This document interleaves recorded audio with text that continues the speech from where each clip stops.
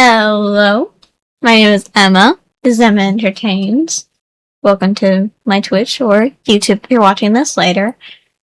I put for this title, Ex-Morman reacts to Mormon content.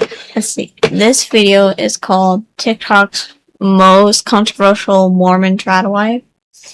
So, I don't know if it's Ballerina Farm or Nara Smith. Or maybe it's the Secret Lives of Mormon Wives. I hate that show. It's so dumb. I hate it. Ugh. But let's just get to the video. Two of the most famous TradWives on the internet have strong connections to the Mormon church. First, we have Ballerina Farm. Her account is run by a woman named Hannah Nealman, and she's married into what many refer to as Mormon royalty. She has 8 kids, though Reddit thinks she may be pregnant with her 9th, and she's amassed over 23 million followers across all of her platforms. The New York Times called her a cultural lightning rod. We also have Nara Smith, and while she's not confirmed to be a member herself, she did marry a famous Mormon model named Lucky Blue Smith.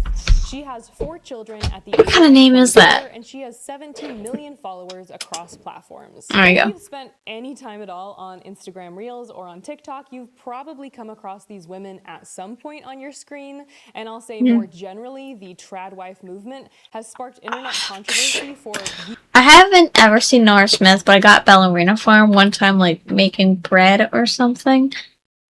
I just get like a lot of recipe videos on my feed. Years at this point. There are so many layers as to why people feel so strongly about women baking and cooking for content, on top of having children and making meals for their husbands. And some people say that anyone who criticizes this form of content is merely jealous or projecting. Other people. What? No. Also, don't you have a job too? It's social media. Social media is your job. Keep up with the house while you keep dying your weight. Jesus Christ. People accuse TradWives of cosplaying traditional femininity, since when you have a social media empire, that's actually a business. And running a successful business seems to be the opposite of what many people refer to. Cigarettes are like women. The best ones are thin and rich. Why? Okay, like, I have a fat ass, but I have a thin waist, okay? My biggest part about my body is my ass. But I got small boobs. To when they say traditional womanhood. Another common criticism is that these accounts are more or less brainwashing young women into giving up feminism. Why are Gen Z girls attracted to the TradWife lifestyle? Okay, so as a Gen Z, it's probably because of the job market. No one can get a job right now. It's really hard to, and it can be, excuse me, really stressful. I'm not a trad wife, because I'm not a wife yet, but, I don't have a job. This is technically my job. Air quotes. Because I don't actually make money from this. I do it mostly for fun while I'm going to college for actually getting a job. But my man's the one who makes the money. But I want to call this traditional.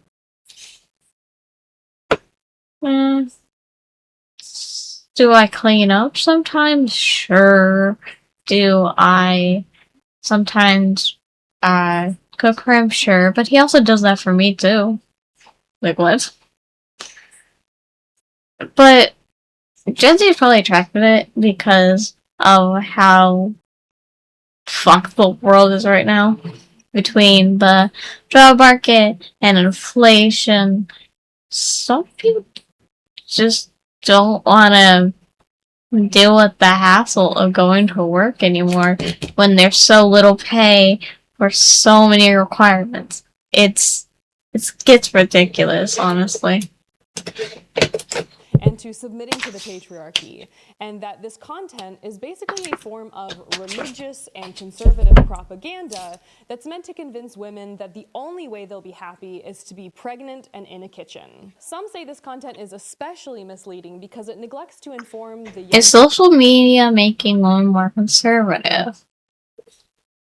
Okay, listen. I'm a Republican, but I don't see myself as a TradWife. You think I'm lying? I'm not. I am a registered Republican of the United States. Watching it, the potential risks of choosing this type of lifestyle, which is how we get articles like this, which say how obeying LDS church teachings can leave some women in poverty.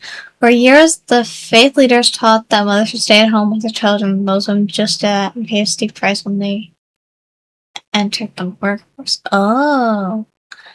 Okay, yeah. It's also because there was this one woman who had a video about her being a TradWife, but it was about how her husband like cheated on her with like some 20-year-old, and the kids couldn't eat because she said something about like, I didn't know that feeding my kids depended on how much a man loved me, and she like signed over this like business to him because you're not like allowed to own a business or something. I don't know. I was only in the Mormon church for like 14 years and then I left. poverty. I'll also note that a lot of people say it's just not that deep. It's just a video of a woman making sourdough bread. And I'm going to weigh in on all of these controversies within this video and give my hot takes about TradWives. I'll also share a deep dive into Hannah Nealman, aka Ballerina Farm. I began this outline planning on talking about both Nara Smith and Ballerina Farm, but my outline got so long just doing a deep dive into Hannah that I decided to just zero in on her Mormon story and what it tells us about the broader culture and doctrine of the church. That being said, let me know in the comments if you would like a Nara Smith deep dive, because even though these women often get lumped together and they do have a lot of similarities, there are also some very stark differences between these two stories, which I could jump more into in a follow-up video if you all are interested. I also want to add here at the front that Hannah has gone on record to say that she doesn't identify with the term TradWife. Rather, this is a label given to her by others and by the internet. Honestly, this is probably one of my most requested videos of all time and something I get asked about a lot in comments. And so if you wait, how many kids does she have? Here it is. Let's see. 1, 2, 3, 4, 5, 6, 7, 8. Ow. Ow. Okay. In the future, I only want like 2 kids. Yeah, I think 2's good. 3, maybe 4, too much. But 8? Oh my god, the fuck? If this is your first time here on my channel, hi, my name is Alyssa Grenfell. I was Hi, a Alyssa. Mormon for about 2 decades before I left the church at 23. I was... Yeah, Mormon face. Mormon face is a real thing. Shit, does my Vtuber have Mormon face? Ugh. Married in a Mormon temple, I served the Mormon mission, I went to Brigham Young University, and now I make content about the Mormon church from an ex-Mormon perspective. Don't forget to brew up a mug of devil's bean juice, and let's get into it. Coffee. Now, just as a very it is 9:21 p.m. for traditional wife. No. And there are a lot of definitions floating around online, so I'll just give you mine. I also made this video a while back. This is a deep dive into my own TradWife training I received as a young Mormon girl. It goes into personal progress, which was basically like a TradWife model for how to yeah. wife. Oh, I had that. Oh shit, it was just like oh my god, what was it that I had to say every single goddamn time I went to Young Women's? Because I was in Young Women's because I didn't leave until I was 14, then you go into Young Women's when you turn 12? Yeah. What was it? Oh. Young Women's mantra? Not saying or something? For Mormon church. God damn it, I can't type. God damn it. For Mormon Church. Young Women's Theme. That it? Yep, this is it. Oh my god, I had to memorize this and it sucked balls. Okay. We are daughters of our Heavenly Father, who love us and we love Him. We will stand and listen to God at all times, in all things, in all places, that we strive to live the young woman's values, which are faith, divine nature, individual worth, knowledge, choice, and accountability, good works, integrity, and virtue. Believe we have come to accept and act upon these values. We will be prepared to strengthen home and family, make and keep sacred covenants, receive the ordinance of the temple, and enjoy the blessings of exhalation. God, I have not said this shit in like 5-6 years. God damn. But yeah, I had this. I had this stupid card. Annoying as shit. Oops, hold on.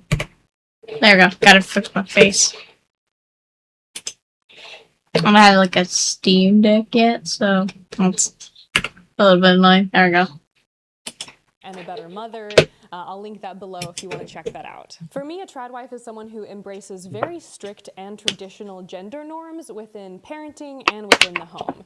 It's also about not just how she views her responsibility to care for her children, but there's an added responsibility of caring for her husband as well. A TradWife, if you notice wife within that word, is more Traditional defined by wife. her relationship to her husband than she is by her relationship to her children. For me, that's why being beautiful is a Like traditional mother? aspect of being a TradWife, because it's about more than just caring for your children. Oh wait, I've seen this lady. She just is like she's in the 50s.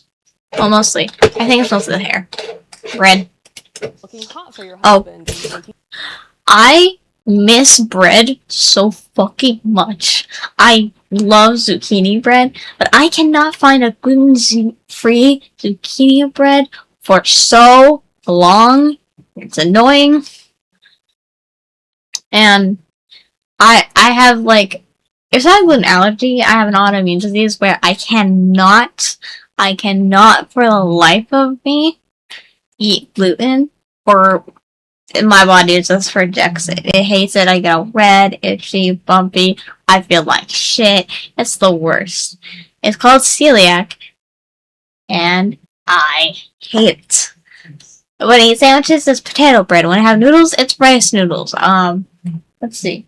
If I do eat a cake, then it's made with rice flour. So I only ever get nothing bundt cakes. It's this one brand, and they're really good, but only have 2 flavors, which is the raspberry lemon and the chocolate chip vanilla. I love red velvet. Red velvet is my favorite, but for the life of me, I cannot find a gluten-free red velvet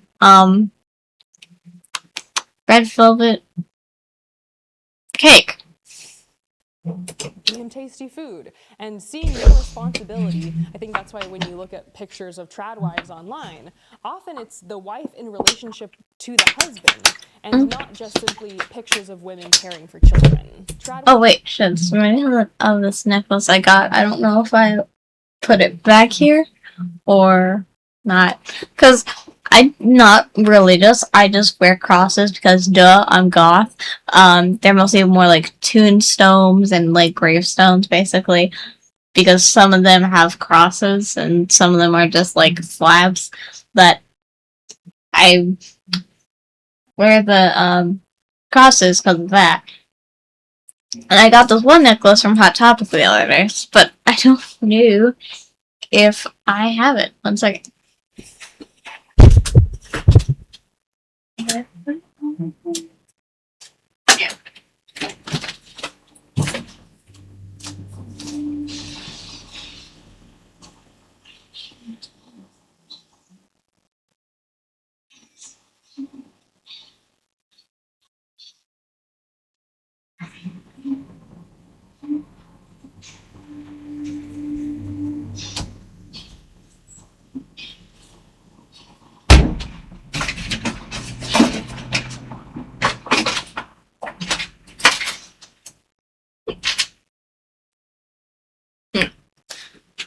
I can't find it right now, but I have the earrings I wore today.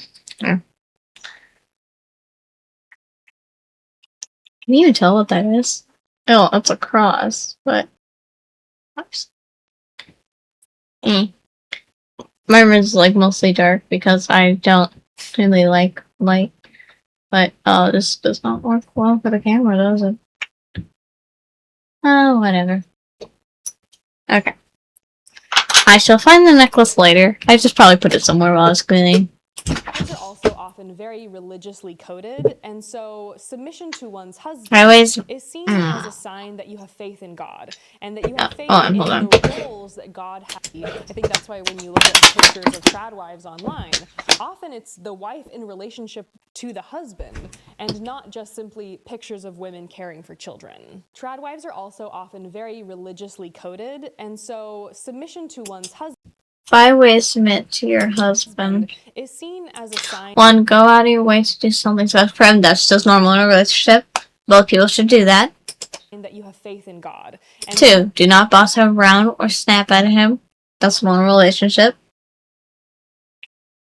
Have faith in the roles that God has. Be supportive and helpful as far as you can. That's a normal relationship that happens with both parties, which they should be doing. As made for women. Okay, we went to the next one. I don't know what the other 2 are, but it's fine. Men, which within most religion, especially Christianity, those 2 roles. How do I biblically submit to a husband that isn't being a spiritual leader? That was a question I've gotten a lot lately, so here we go.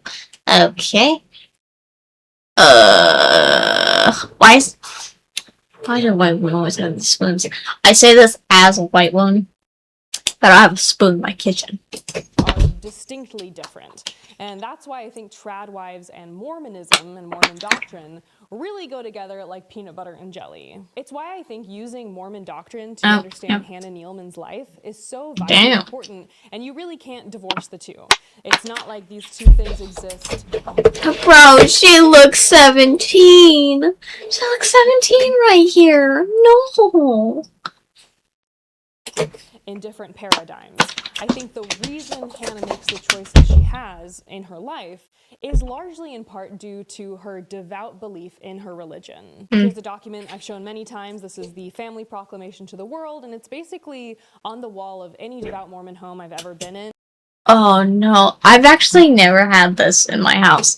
Let's just say the first president and consul of the 12 Apostles of the Church of Jesus Christ of Latter-day Saints. I ain't reading all that. That's a whole lot of words. Too bad I ain't reading them. It says very specifically, by divine design, so God appointed, this is God's rules over here, fathers are to preside over their families in love and righteousness, and are responsible to provide the necessities of life and protection for their families. Mothers, women, are primarily responsible for the nurture of their children. This document, the Family Proclamation to the World, is one that I read constantly growing up. I mentioned Personal Progress earlier, the little TradWife training book. And within that book, you are asked to go and read this over and over and over again and really internalize it. And because Hannah Nealman is basically the same age as me, we both grew up reading the Family Proclamation, doing personal progress. Okay, yes. I did the personal progress thing. I had the book. Okay, what does this say? Divine nature. As a young woman, you are blessed with divine feminine qualities, increasing your understanding of the appreciation for womanhood. Read Proverbs 31:10-31, and 2 Talks on Womanhood for a conference issue of the church magazines. View what the Family Proclamation of the World, see page 101. Says about being a wife and a mother. Then ask your mother or another mother you admire that she thinks are important attributes of being a mother. Hold on, I got sneeze.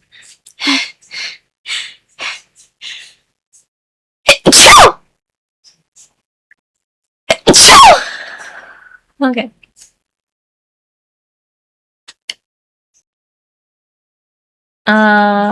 List attributes in your journal, then choose one of those attributes and strive to develop it. After 2-week report of your success to a parent or leader.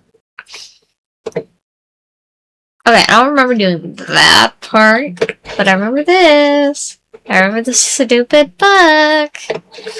Yeah, no, I did not do that shit. I just made something up. And we were raised on the same expectation that for women specifically, the primary role in this world is wife and mother. And as I cover the story of Hannah Nealman, especially how she more or less gave up her career in ballet in order to start a farm with her husband, which was her husband's dream. We're going to get into all of that, but I think It's sad. It's so sad. She was raised with this idea that wife and mother are her core and primary roles, and that she fully has faith in that and believes in that as a religious principle, is going to help the audience, or like people who are trying to make sense of her, understand why is she barefoot? She's made the decisions that she has in this life. Now, before we continue, I'm proud to announce that this week's video sponsor is the American Humanist Association. The fuck is that? For 80 years, the AHA has promoted a vision of ethical living and personal fulfillment without needing a belief in God. As part of their new American Empathy Project, the AHA is giving away over $100,000 in grants to fund service projects across the country. If you have a service project that needs funding, consider applying for a grant at humanist.org/Grenfell. Applications close on March 13th. Even if you don't have a service project in mind, the team at AHA has created project guides to inspire and guide you. I've joined the AHA because the work they're doing to advocate for the separation of church and state is so important to me. If you're in a position to support their work, you can head over to humanist.org/Grenfell. Perhaps I'll look into it. Member. While you're there, check out their merch store. You can even get 20% off this I Gave Up Eternal Life for Coffee shirt that the AHA made just for my viewers. They also have tote bags, I kind of like it. stickers, and I want it. That will make you the envy of all your godless friends.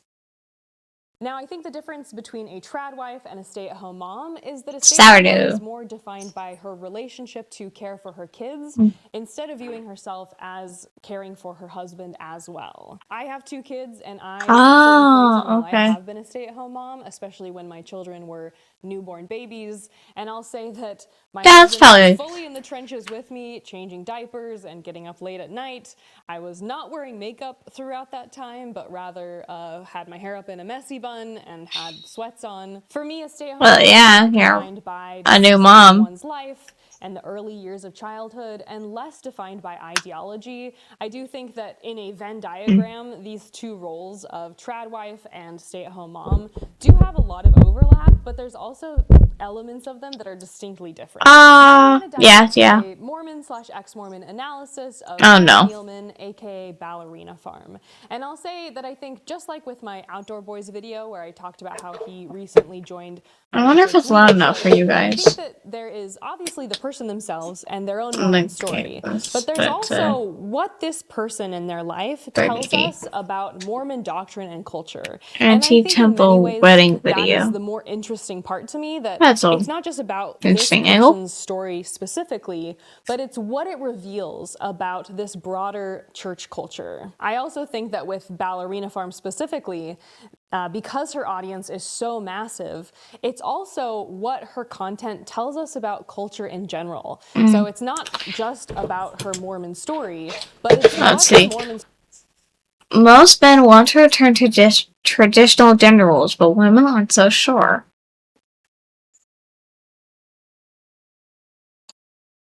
Well, it's probably because women are more afraid than anything.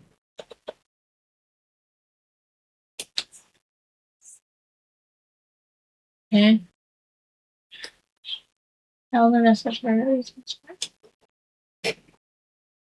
Yeah, allow.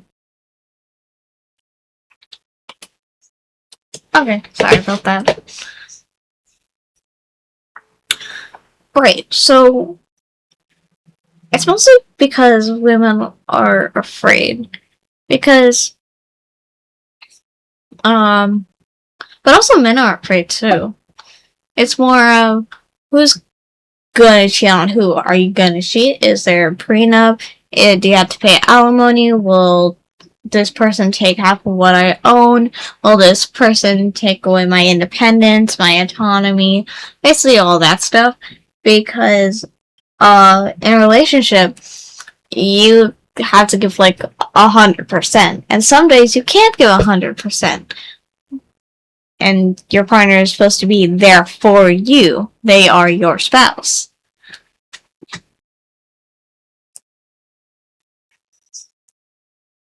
But I don't understand what it means by men who want to return to traditional gender roles. I don't know why they want to do that, because I am not a man. So, anyone can tell me in the comments below. Story and the virality of her content is showing us about the culture we're currently living in. It's basically like this content holds a mirror up to the values of what people are interested in today's society. I do actually distinctly remember the first time I came across a ballerina farm video. I think it was one of the classic videos where she's standing in front of her big green oven. Wait, this is the first ever one I saw of her. Yeah, she's making bread. Wearing a prairie dress and homemaking food from scratch. And I remember distinctly feeling like, where am I?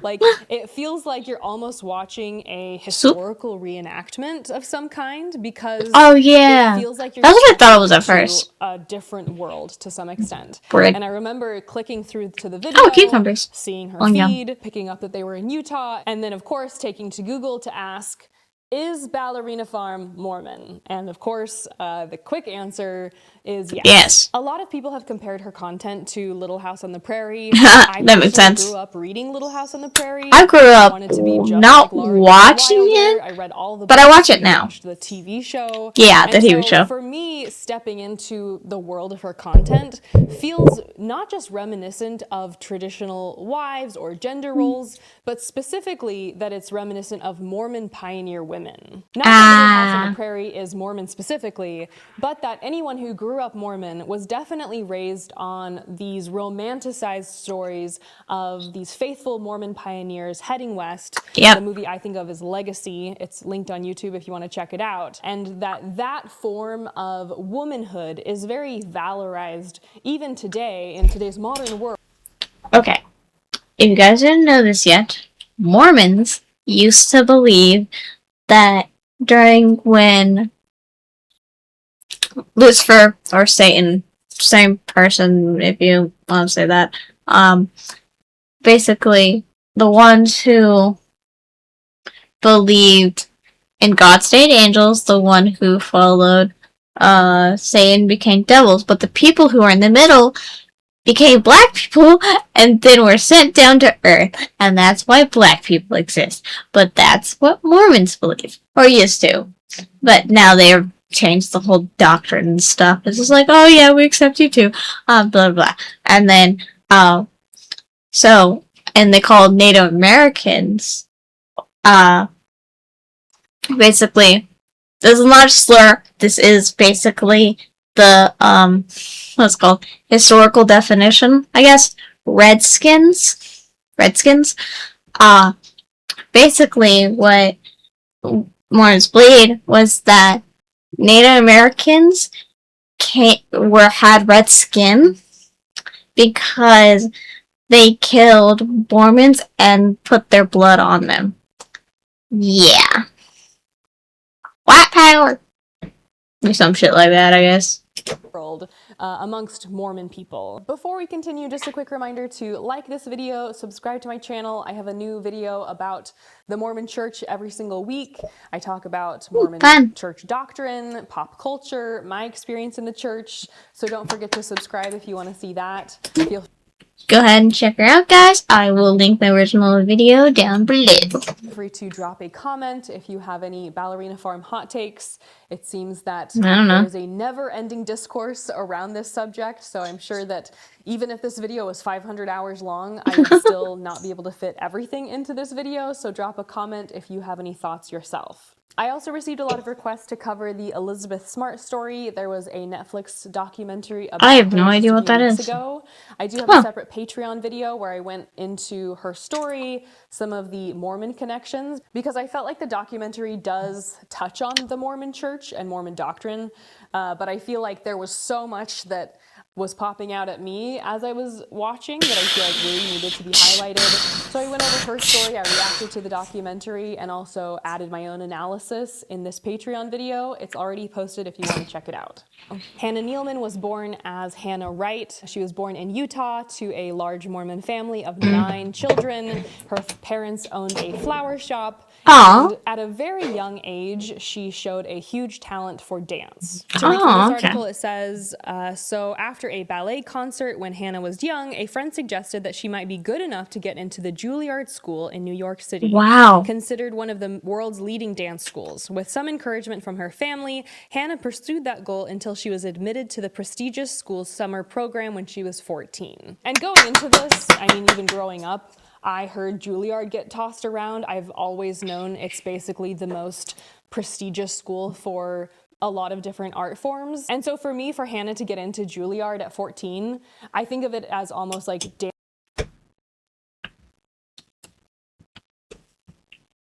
I used to dance, and that's why I got hurt. And now I can't dance anymore because I have a sciatica. So I can't run or jump or stuff. Like, I can still walk around mostly. Not really in the winter, though. I have to use the cane during the winter.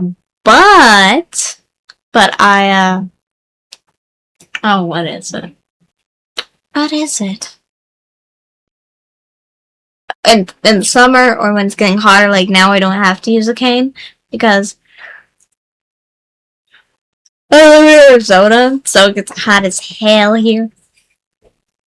Dance's version of the Olympics. Like, this is proof that she is truly one of the most gifted dancers in the country. Now, I think that Then a man ruined it. To participate in ballet is ultimately a very Mormon choice. Really? Covered this comparison in this video. There's this New York Times Dancing article with where the they Stars. say why so much dance in Utah of all places. This was from, I believe, the 70s. Dance Dirty is seen dancing. as a huge cultural flex in the church, especially in Utah.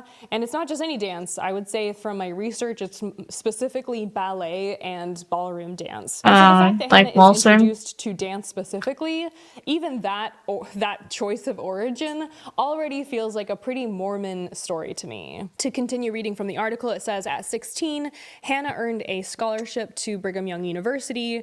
That's the same school I went to. That's the Mormon-owned university. She went to their theater ballet program until she went back to New York and finished her schooling again at Juilliard. I thought it was interesting that she paid for her schooling with beauty pageants. Oh, that's cool. One of her more recent, I would say, controversies or a reason that she was in the news is here she's being covered by the New York Times because she participated in a beauty pageant 2 weeks after giving birth. I'll talk more about that when we get a little further in her story, but I'll just say that I think it's clear that for most young women, if they got to this point in their career where they are a Juilliard ballerina, for most people, we would see a story where they continue onward, they keep practicing, maybe they get hired by a ballet troupe, they travel the world, they dance on national and global stages. Don't ballerinas, like, retire early?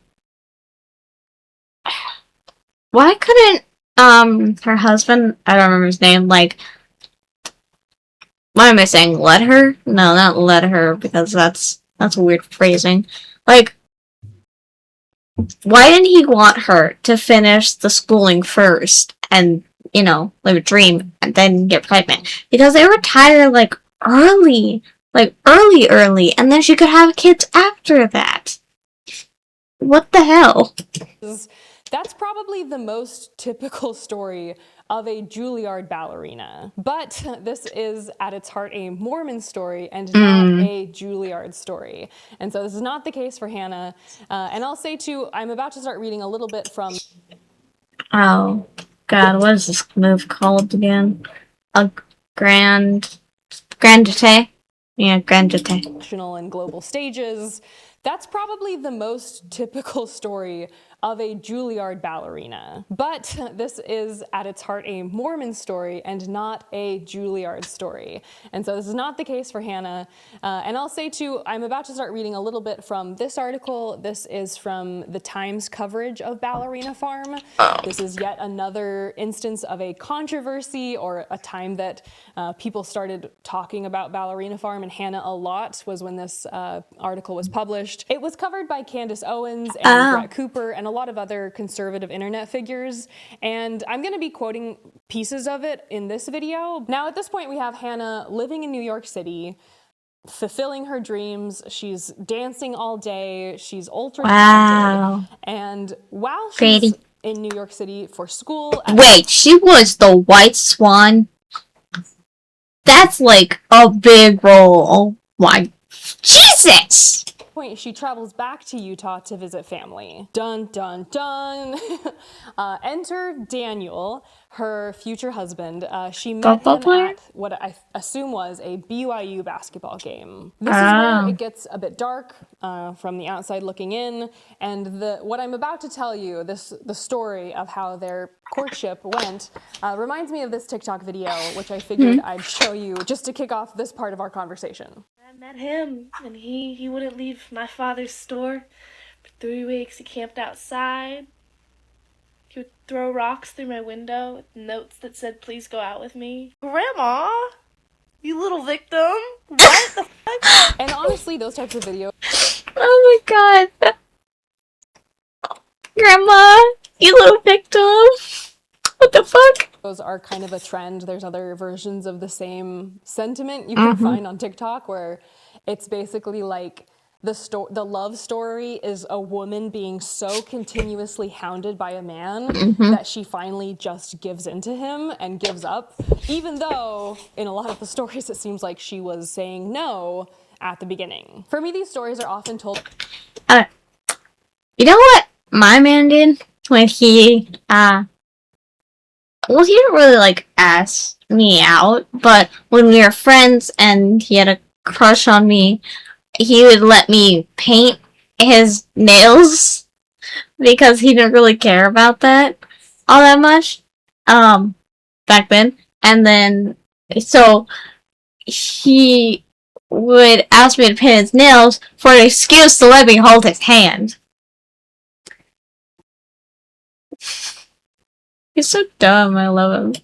With like a kind of twinkle in the eye, like, oh, look how much he loved her. He wasn't willing to take no for an answer. That's but gross. From a modern perspective, it honestly doesn't feel like much of a love story at all. So to read from the Times piece, we have Daniel talking here. So this is the husband. He's recounting the story of them getting married.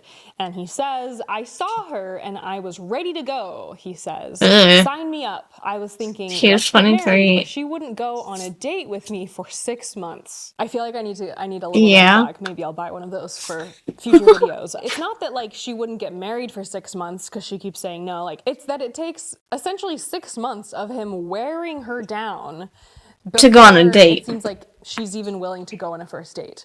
But wait, their first date was not because she finally was like, yeah, you know, I'll give this guy a chance. Their first date... Oh, wait, no, is this when he changed the plane tickets? Oh my god. Is like a little, like, in my opinion, a little bit of the horror story within the horror story. It's not even that she's like, yeah, okay, I'll go on a date with you. It's that he basically more or less tricks her into sitting with him on a 5-hour flight to read. It says, one day she mentioned to Daniel that she was getting the 5-hour flight from Salt Lake City to New York back to Juilliard. I'll note, and we're going to get into it in a bit, that Daniel is not just some ordinary Mormon boy. He is the heir to a $400 million fortune, and his dad started JetBlue, amongst many other airlines. And so Daniel is not just like, you know, a BYU boy. He definitely has the ability to pull some strings in this situation. So she's taking the flight back to Juilliard. It says she didn't realize his dad owned the airline. So that's not a first date. Oh my god. Oh. I want to call it a date. No. Like, you are in a confined space. You're forced to be next to each other. She can't leave. Daniel was like, I'm on that same flight, she says. I remember checking in and them saying, you're 5A and you're 5B. I just thought, no way, that's crazy. Daniel smiles. I made a call. He had pulled strings at JetBlue, and so began their first date. Now, what I think is interesting to pull out here is that they aren't concealing this story per se.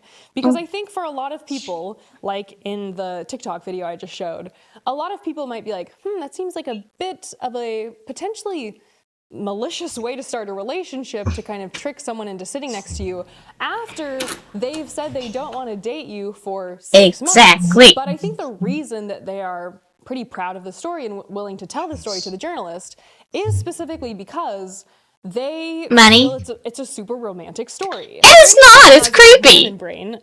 This is just a pretty typical story of a guy being so interested in a girl that he wouldn't take no for an answer. Which for a lot of us is like, creepy. Not taking no for an answer. What about consent? But for the Mormon brain, it's more like, wow, that's how much he loves her. He's willing to go to the ends of the earth to be a prince and get his princess. And this is actually a romantic story. It's not a story of being trapped on an airline with a guy you don't want to date. I think when a Mormon man is like a go-getter in this way, it's framed as like it's a sign he really likes you. It's a sign how like he's so romantic. When from the outside looking in, it just looks like the girl is being kind of forced into finally just placating and saying yes, especially when so much of being raised in the church is like, don't be rude to men. Say yes to a first date. Say yes to a first dance. You know, this is a little handout from a church dance, and it's... Okay. 3, go with a friend, but don't be joined the hip. No guy's gonna interrupt the highly intense crush that you seem to be having with your girlfriend every time he walks by you. Never say no to a guy who has the courage to walk over and ask you to dance in the first place. The song lasts probably 3 minutes. It's not that bad. Keep your standards. Know your standards for this drinking. I have never seen this in my fucking life because I was 14 when I left, so I didn't really go to dances. I only had like one dance, and that's 8th grade, and that doesn't really fucking count because it's 8th grade. No one's like slow dancing or anything. And if it's slow dancing, it's only like the waist and the shoulders. It's not like ballroom.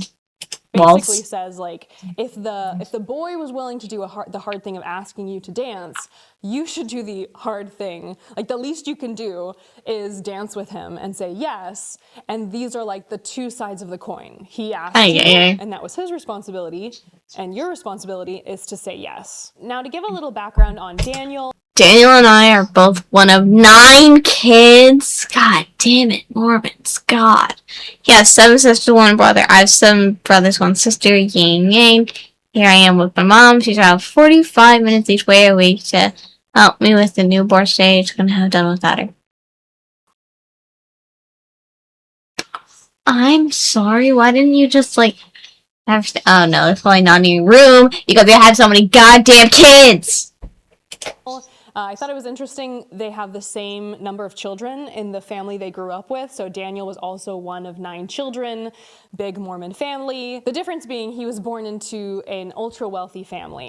So Daniel Nealman's father is David Nealman, who founded 5 airlines. Damn. That's a big number of airlines. 5 commercial airlines: Morris Air, WestJet, JetBlue, that's the most famous, Azul Brazilian Airlines, and Breeze Airways. And the internet estimates that Daniel Nealman's net worth is $400 million. Now, I grew up hearing the term Mormon royalty. It basically refers to anyone in the church who has an elevated status, whether it's because of fame or because of money. The Marriotts are an example of Mormon royalty. Obviously, also the Nealmans would be. The Osmonds could be considered Mormon royalty. We can add the Romneys to that list. Who are the Romneys? Anyone who has a high profile and is incredibly influential. And so Hannah Wright essentially was being courted by the son of Mormon royalty. Now, I did some math, and if you were to split that $400 million 9 ways as the inheritance, it means that upon the death of David and his wife, that Daniel and Hannah are set to inherit about $44 million. That's obviously just if you divide, of course, inheritance is probably more complicated than that, but safe to say, they are probably set up to inherit an insane amount of wealth at some point in their lives. And here's a picture of all of them together from when Hannah and Daniel were first married. Now, as I said at the beginning, one of the most common criticisms against Hannah's content is that it seems to not fully divulge the wealth that stands behind them. I think this is where part of the cosplay criticism comes in, though Hannah said, it's so dumb. She has to take care of all the kids, all the cooking and cleaning by herself when, they could hire help. Ugh. And what was the one TikTok? It was like, she wanted to go to Greece, and she wanted to take us to Greece, but he got her like an egg basket or something, like an apron. Egg apron, that's what it's called, an egg apron. In a recent video, they never got any money from Daniel's family. We also have this quote, though, which says, Daniel got a job as the director of his father's security company, moving their young family to Rio de Janeiro, Brazil, where before long she had 3 kids under 4. As much as she says we haven't gotten money directly from Daniel's parents, it does seem at the very least that he is benefiting from their early marriage as being part of the family business. Brazil is also where Daniel served his Mormon mission, and upon reading these 2 people's stories, Hannah Nealman and Daniel Nealman, it's safe to say that they are some of the most devout members I've seen, especially people who have social media profiles. I think there are a lot of Mormon content creators.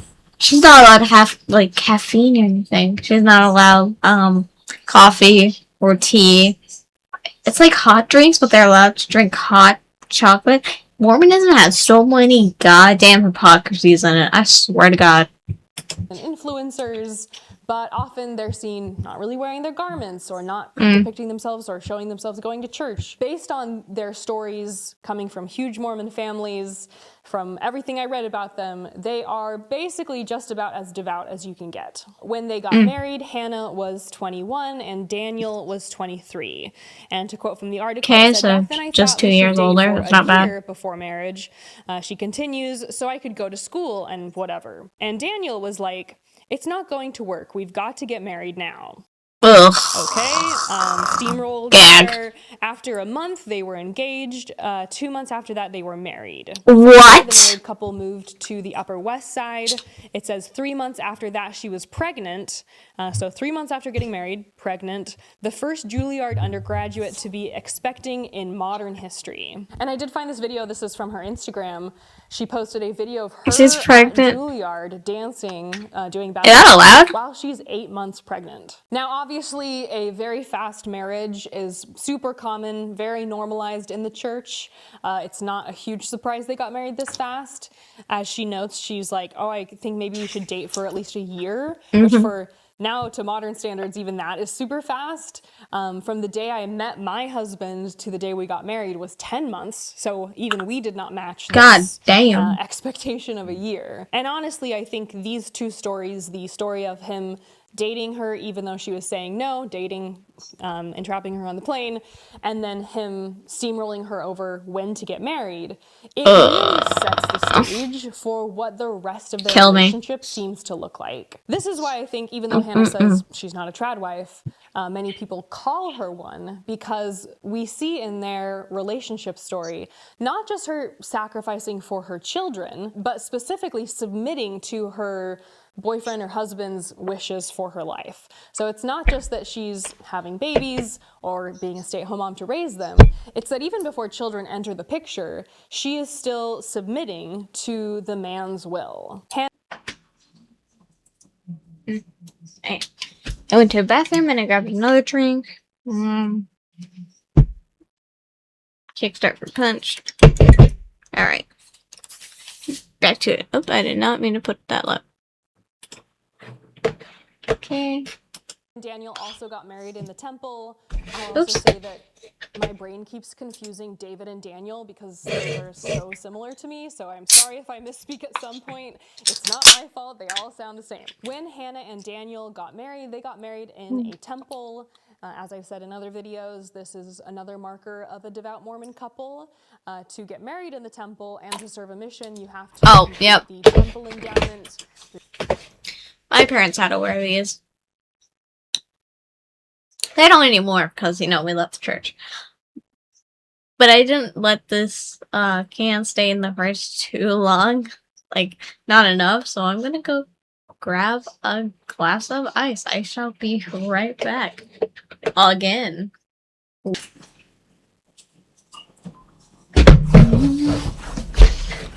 Okay, now I'm back. Got my ice. This is the ultra secret. Right here. If you guys want to hear it. Delicious. I love my red 40. Ceremony where they do the special handshakes and the chanting in the circle. This is also where you red 40. Mormon underwear. You can often see in Hannah's outfits that she's wearing garments. This is pretty common because garments just don't fit women's bodies very well, especially historically. Oh, yeah. And so when I used to wear the religious underwear, I can find pictures of myself where it's like kind of poking out of your collar, it's poking out of your sleeves. Maybe if you're wearing a skirt, it's showing from underneath your skirt. That's why one of the reasons women don't really like garments is because it can be so difficult to wear fashion Also hot. while also wearing your temple garments. This is why I consider her to be one of the more devout Mormon influencers, though, is that she does usually seem to be wearing the garments where so many other women choose to not wear them. Another reason I mentioned the temple is this is also the point at which she would covenant with God to obey her husband. I'll put the actual words off to the side here. The ceremony has changed a bit over time, but back when Hannah Nealman was doing... Okay, brothers and sisters, this represents all of you is at the altar. You must consider yourself as if you were exactly Adam and Eve. We will put each of you under covenant to obey the law of the Lord. Okay, and then we're going to read the marked out bit. We will put each sister under covenant to obey the law of the Lord and to hearken to the counsel of her husband, and her husband hearkens unto the counsel of the Father. Sisters, arise. Each of you bring your right arm to the square. You and each of you solemnly covenant and promise before God, angels, and these witnesses at the altar that you will each observe and keep the law of the Lord and hearken to the counsel of your husband as he hearkens to the counsel of the Father. If you bow your heads and say yes. I've never been married in the temple, so I have no fucking idea. Doing her endowment ceremony, this is one of the laws that she would have covenanted to obey. And it says, this is specifically to women, it says, you and each of you solemnly covenant and promise before God, angel, and these witnesses at this altar that you will observe and keep the law of your husband and abide by his counsel in righteousness. Each of you bow your head and say yes. So when I went through the temple, I also covenanted to obey my husband. And so that's why I say that her story needs to be examined. So, in Mormonism, only the males have the priesthood. Women do not. Through the lens of Mormonism, because she's obviously raised with the family proclamation to the world, which says that a woman is responsible for the care and nurture of her children. She grows up doing things like personal progress, which also talk about the role of being a wife and a mother, of learning homemaking skills. And then she enters the temple, which continues to reinforce this idea that the man is the head of the household, that a woman is meant to be submissive to him and obey him. At this point within the temple, when women were asked to submit to their husbands, the husband never did the same to the wife. So there's never a moment in the ceremony where the men stand up and they say, you now covenant to obey the law of your wife. No. Within this religion, the man is also the patriarch of the family. So he holds the priesthood, which is the literal power of God. He can give priesthood blessings. He can baptize the children. He can pass the sacrament. He can bless the sacrament. He could be prophet someday. All of these things. Yeah, it's all shit. I did a baptism for the dead, but I was the one getting dunked because, or especially that. Some people put in the will that they don't, after they die, they don't want to be put into baptism for the dead. So yeah, there's that. Do I have anyone else in my family that's Mormon? Okay, I guess technically my sister-in-law and their family. Yeah, they're more Mormon than we are. My brother met his wife at church, but they're not like really Mormon anymore. But my sister-in-law's sister, which is also technically my sister-in-law, she still goes to church and she's still Mormon. Things are off limits to women because women are not permitted to have the power of God or the priesthood by virtue of simply the fact of being a woman. When so much of the ideology of your life has been stacked up to be about how men make decisions and women follow decisions, it's not surprising to me that Hannah obeys her priesthood leader so often. And I'm going to read in a bit from Hannah's blog.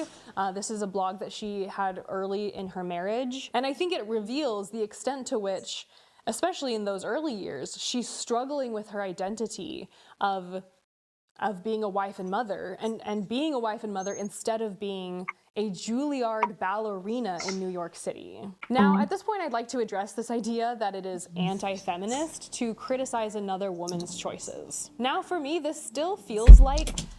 Okay. It's not anti-feminist. Feminism is equality. You judge a man, you judge a woman, don't give a fuck.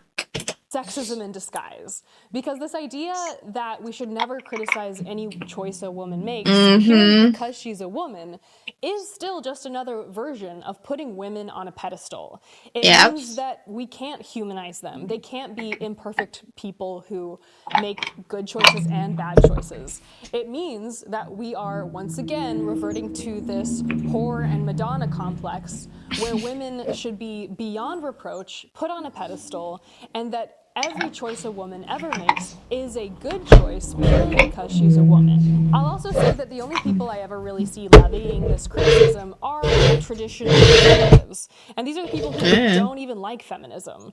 But it's like they'll use it for this one time to throw it back in our faces to say, well, here's proof that you don't actually care about women, because how is it feminist to tear a woman down? My answer to that is that I don't think feminism has ever been about supporting women literally no matter what they do. One of the biggest groups of people who were against women getting the right to vote were women. That certainly doesn't mean I'm okay with not having the right to vote.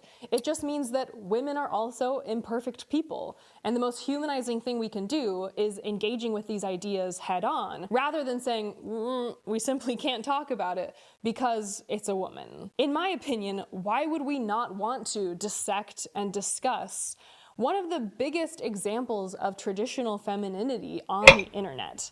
This isn't the same as trashing her. It's merely saying, wow, this cultural shift seems to be indicative of a larger trend, and we want to dissect what's at the heart of this to understand what's happening all around us. I think for a lot of women, when it comes to consuming TradWife content, it does feel like it's showing a very one-dimensional side of what marriage really is. Because marriage isn't just about being lovey-dovey. It is still a legal contract. And I referenced this article earlier. I'll put a few others to the side here. But it's clear that for women, when women leave marriage, they are statistically much more likely to experience poverty than the men. I personally knew many Mormon women who dropped out of college to get married and to have children. Oh, Jesus. And I mean, obviously it's their choice, but it does feel like it's important to educate women to let them know that, hey, if this relationship doesn't work out, what are you going to do for money? When you don't have a degree, you don't. Yeah. Oh, what was it? Like, it's something about saying that if he gives you money, he can take away your money. Like, if you put all your eggs into one basket is not good. Addressing the disparity. Women, especially single mothers, are more likely to fall into poverty after divorce. Divorced women aged 50 and older have poverty rates of nearly 27% compared to 14% of divorced men of the same age group. Several factors contribute to the disparity. On average, women earn 82 cents for every dollar a man makes. Wait. No, the age gap. Wait, no, not the age gap. The wage gap is gone now. Like, seriously? Or are we, like, talking about maternity leave or something? Because if a woman works less than a man, then yes, she's going to be paid less. Not hourly, just by the, time. What metrics are we using here? Is it dollar? Are we saying that it's 82 cents to $1 because of hourly? Is it because she doesn't work weekends? Is it because he does? What? There's no proper metric for that. And I hate that it's always, 82 cents for every dollar a man earns. I'm like, where's the proof? Give me some proof. The gender pay gap means that women have less of a financial cushion to fall back on after divorce. Women are more likely to take career breaks or work part-time to care for children, resulting in lower lifetime earnings. Okay, see? There.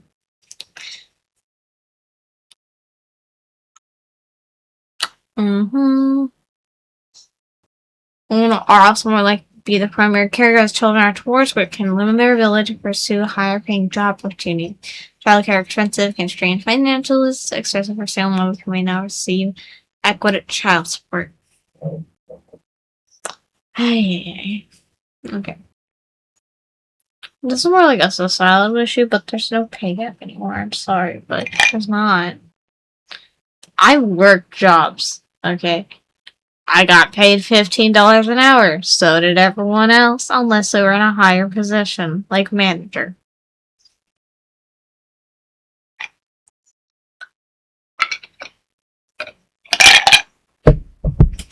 Don't have work experience. How are you going to protect yourself and even your children financially if your husband cheats on you, or even if you're just unhappy and want to leave the relationship because simply you're not happy? Here's another. I am gonna have kids after I get my degree and like my career going, because my man said it would be best if we both get our jobs and careers together for about, I think it was like 2 years. Would probably be good. Before we have kids, so we have more financial stability. Because I'm going forensics, he's going into police work. Another video that went viral recently of a stay-at-home mom who her husband said, I want a divorce. She doesn't even have her own credit card. And that's why for me... I don't have a credit card because I don't have a job. I don't want to go into debt. So I'm not getting a credit card until I get a job. Is that deep? It's not just a video. Caleb Hammer, are you proud?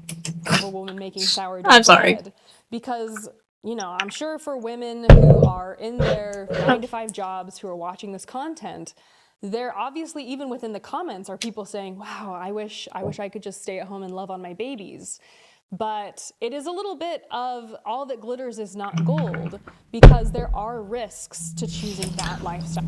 The grass isn't always greener on the other side now, is it, motherfucker? I also feel like, along with this element of, oh, I wish we could return to traditional values.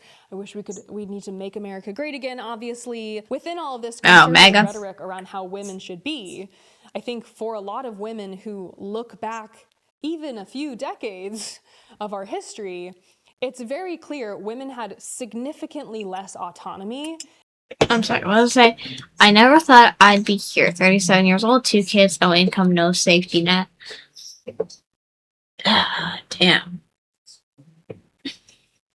It's what irks me is that, like, a man is in the wrong, like, he cheated, but then, the the woman has to take on the kids even though she has no income. Why would I know the state mostly gives like the children to the woman like 9 times out of 10, but if she has no income, then she shouldn't be taking care of kids. So the kids should go to the husband, the dad. That's not controversial. That's just how it should be if he's the one making the money. Oh, he's not a good father. It's like, where's the proof? You guys just got divorced. How is it shared custody? What's happening? If you go back to the 1950s housewife, it wasn't even until 1974 that women were allowed to open their own bank accounts without having a male co-signer. So without having a... Was that the year my mom was born? It's 2026. 50. No, that's 2 years. A father or a spouse to co-sign on the bank account. And as a reminder, if someone's co-signed on your bank account, it means they can take the money out. I guess my grandma and my great-grandma couldn't open their own bank account either. Huh. Well, she died when I was 3 from a pulmonary embolism, so I actually didn't know her. It means you don't have private access. I can ask my other grandma, though. To your money. And so for me, that 1974 number, it means everything before that was women did not have true financial security. And that's really just one example. We also have that women didn't have access to birth control until the 1960s. That's when it was invented. And so it was very difficult for you to control your own bodily autonomy because if your husband had sex with you, there were very few ways to prevent pregnancy. People used to use animal skins, like very thin animal skins, as makeshift condoms before they were actually made. What I find even more disturbing about this fact is... I'm not bullshitting you, hold on.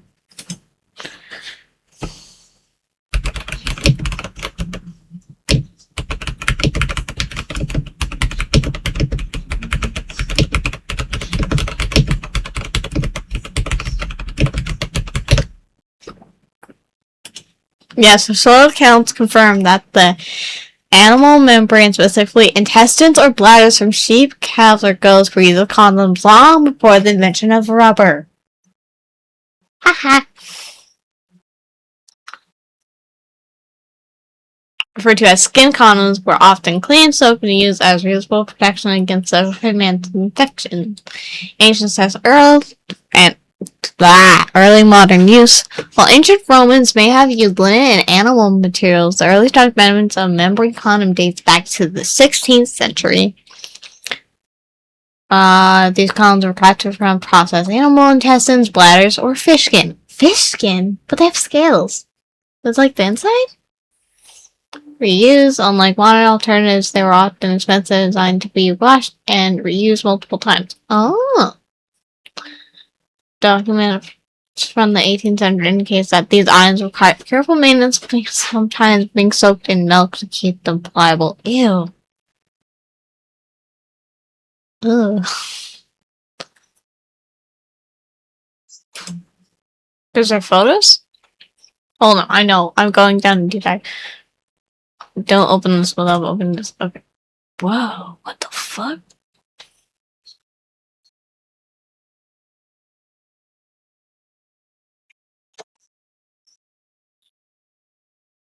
Animal membrane.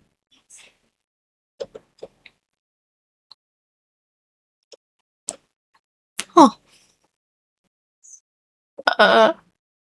What the fuck is that? Okay, in Japan and China, condoms were used before the 15th century, and the formal condoms were made of tortoise shells and later thin leather. In China, they were made out of oiled paper, lamb intestines, and there were a bunch of condoms in 18th century Europe, which were made out of linen and animal intestines. Okay. What is tortoising? Oh, damn it. Okay. Fine. Accept all.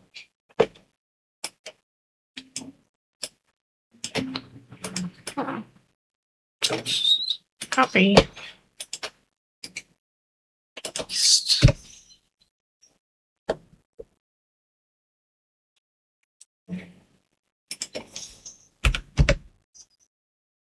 Not the cat. Okay, this. Oh.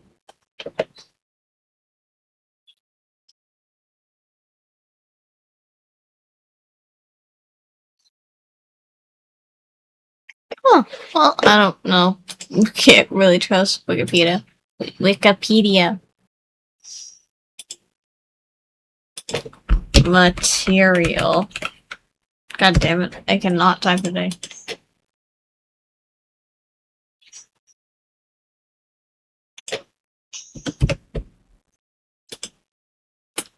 Ah. I'm sorry, but wouldn't that like hurt like a motherfucker? Ow!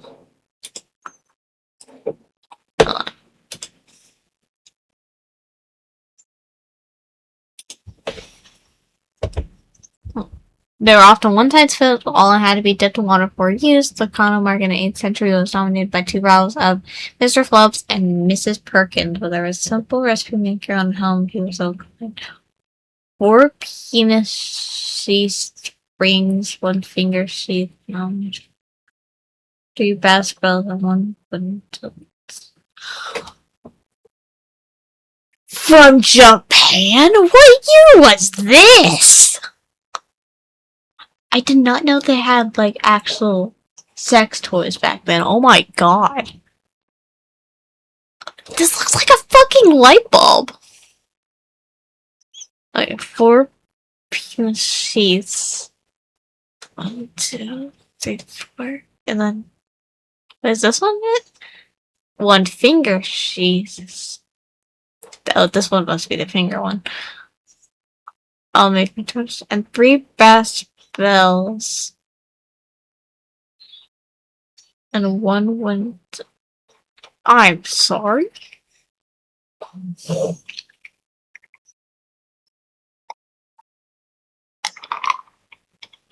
Science Museum. 1930 to 1939. Yeah, I accept. Oh, great. The Great Depression just started.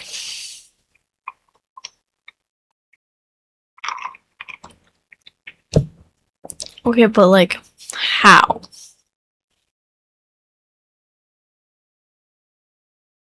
Dildo. Penis sheaths, 2 to cover distal end of penis only. Penis rings. They had cock rings back in the 1930s?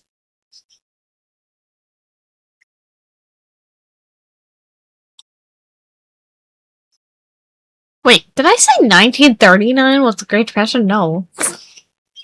Stupid. Finger sheath, wooden dildo, brass bills.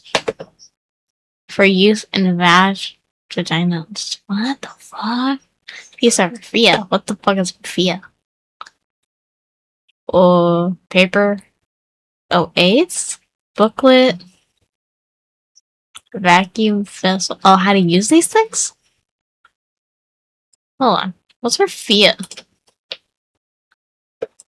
Raffia. Piece of... What the fuck is Raffia? Raffia. Like straw? But why?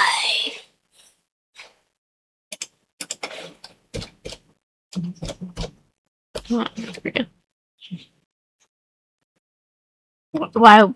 What's the use?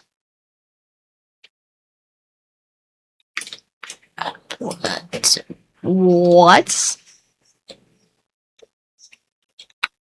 Okay. This was a... It's like a bag. It's not... Wow. Okay. Interesting.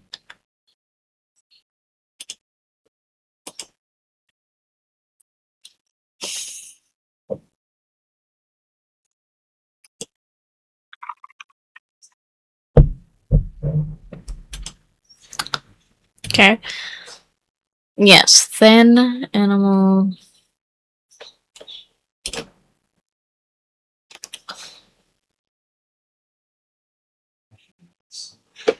The evolution. Latex bands. What the fuck? Humans have been using condoms since around 300 BC.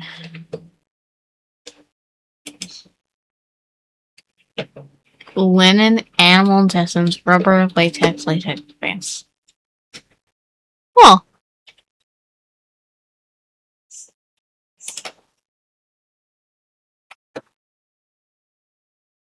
I just remembered I don't like the feeling of lube. Like, on the actual rubber, I don't like it. I don't like the feeling of it. But I fucking told you they use intestines.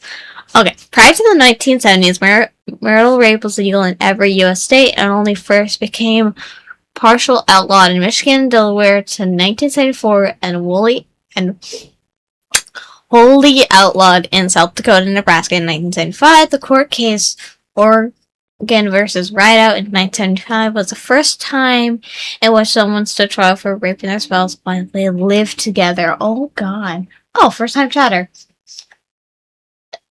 Emilian Shaggy? Hello. Hi. Mormons. Oh, Jesus. There we go.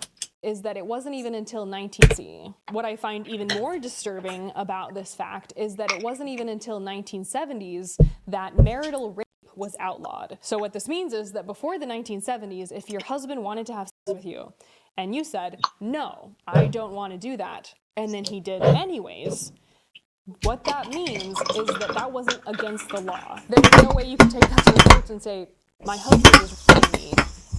That didn't exist. According to the law, that wasn't actually possible. And so with those two things together, no access to birth control and no such thing legally as marital rape, that is a recipe for women truly not having any control over their own body. What's more is that during this time, you could also get fired for being pregnant. And so even if you're trying to be financially... I never knew that. 1978, the Pregnancy Discrimination Act, PDA. In 1978 was amendment to Title 7 of the Civil Rights Act prohibits employers with 15 or more employees from firing a woman because she is pregnant or because of any condition related to pregnancy. Damn. Independent. Didn't know that. And you're pregnant. And you don't have access to birth control, suddenly you're fired. It wasn't until the 1980s that they got rid of the fact that you could fire women just for being pregnant. And I was born in 1992. And so for me, reading up... I was born 2006. ...on history, all of this feels really recent. I'm 33. So, like...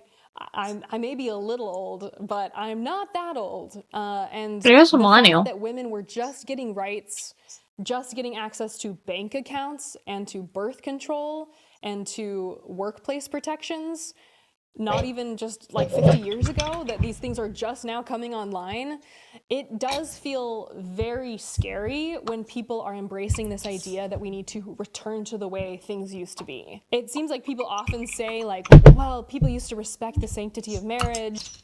No, I think it's more, we don't want whore culture around anymore. We don't want people just going off and fucking and sucking and all this other bullshit because no one wants anyone with a high body count. It's like, oh, experience. No, it's not. You're gross. You're gross. Like, would I be friends with someone with a high body count? Sure. It's not like they're gonna fuck me. But if I'm gonna, like, actually try to be with someone, then it's a rule for me that girl or a guy, does not have a big body count.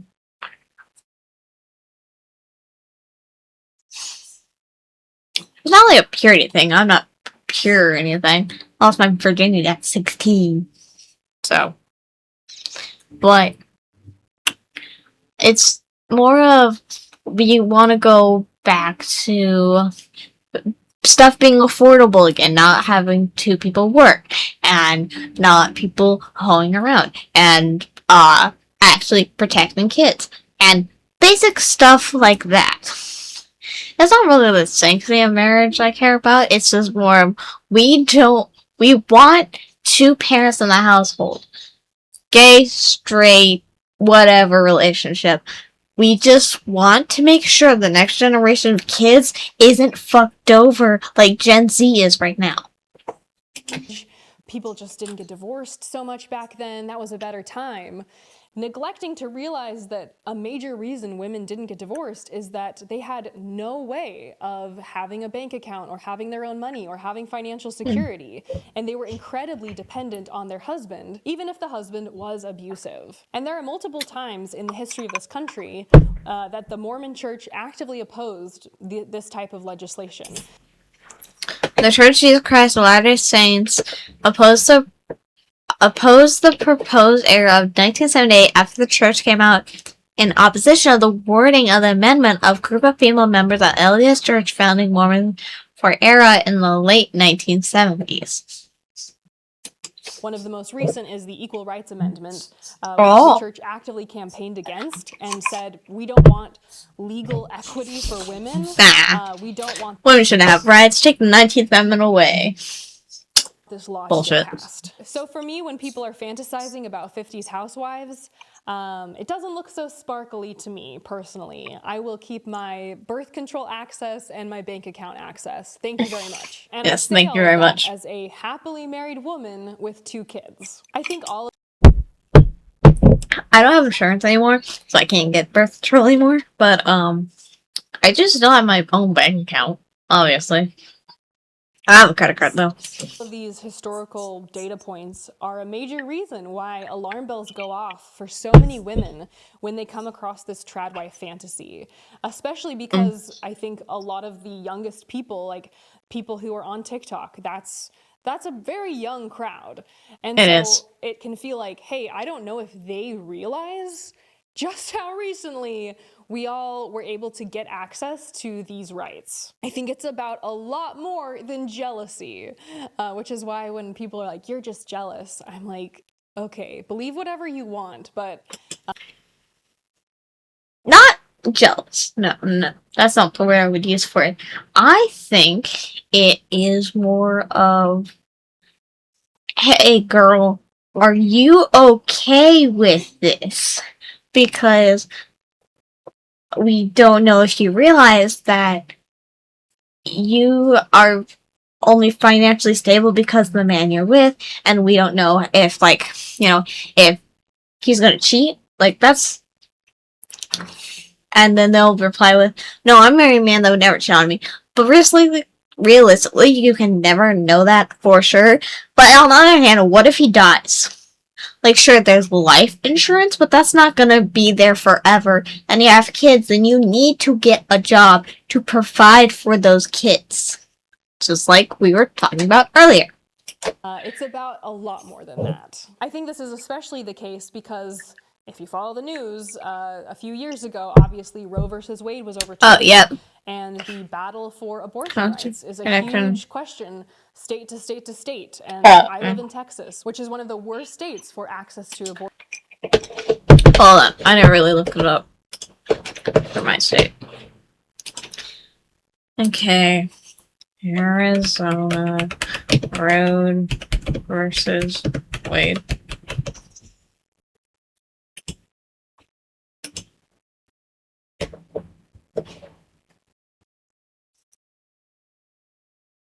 Near total ban for is repealed in May 2024 as like no right to abortion in the state constantly ensuring Alma. The fuck is that? God damn it. I just made it to the AI.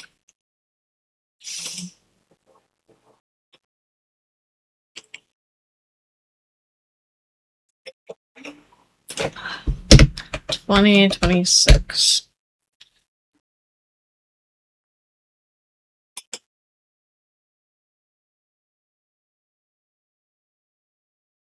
"24-hour waiting period in telemedicine bans it as unconstitutional. Despite this, the legal battle continues. Landmark challenges the amendment's scope. Okay. Hold on.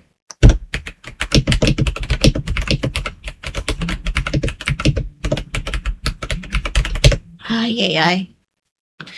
Yes, abortion is legal in Arizona up to the point of fetal viability around 24 to 26 weeks of pregnancy. How many months is that? Shit. 6 months? Is that it? 6 months? Really? 6 months? Okay.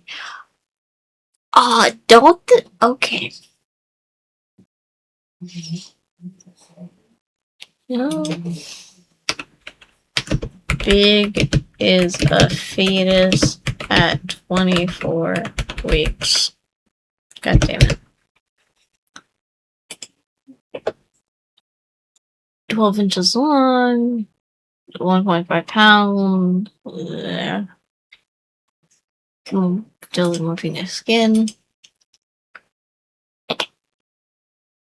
Oh, green beans. Oh, eggplant. Okay.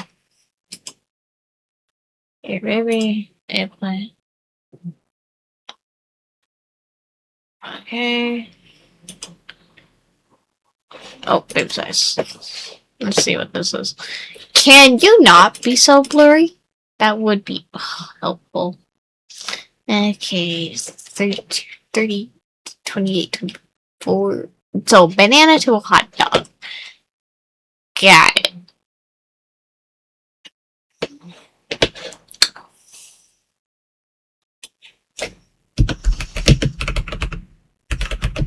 Sorry, hold on. Do fetuses have a heartbeat at 24 weeks? God damn it, hold on. Oh. Yes, fetus has reached a point. The heart is fully developed because showing up someone to. It's fully developed? Okay, then what isn't developed? God damn it.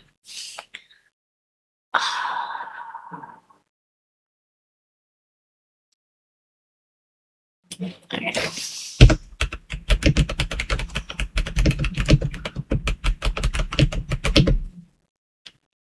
"24 weeks.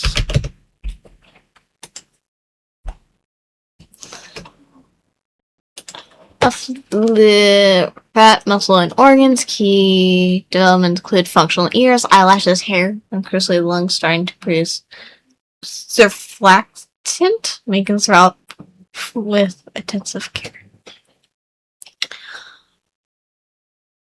Wow, I didn't know that. 24 to 26 weeks. Dude, that's a whole baby. Okay, wait, don't click off. I am a person that would probably never get an abortion unless it was from incest or rape. I just want to stop. I would want to stop other women using abortions as birth control instead of just actually going on birth control. Because birth control is free. Abortions are not. Every single state has to give you free birth control. It's the law. But oh my god, there's a heartbeat. I can't do that. I couldn't. That's a whole baby. Okay. You do you. Your body, your choice. And my choice is no. Abortion. So it's not just history.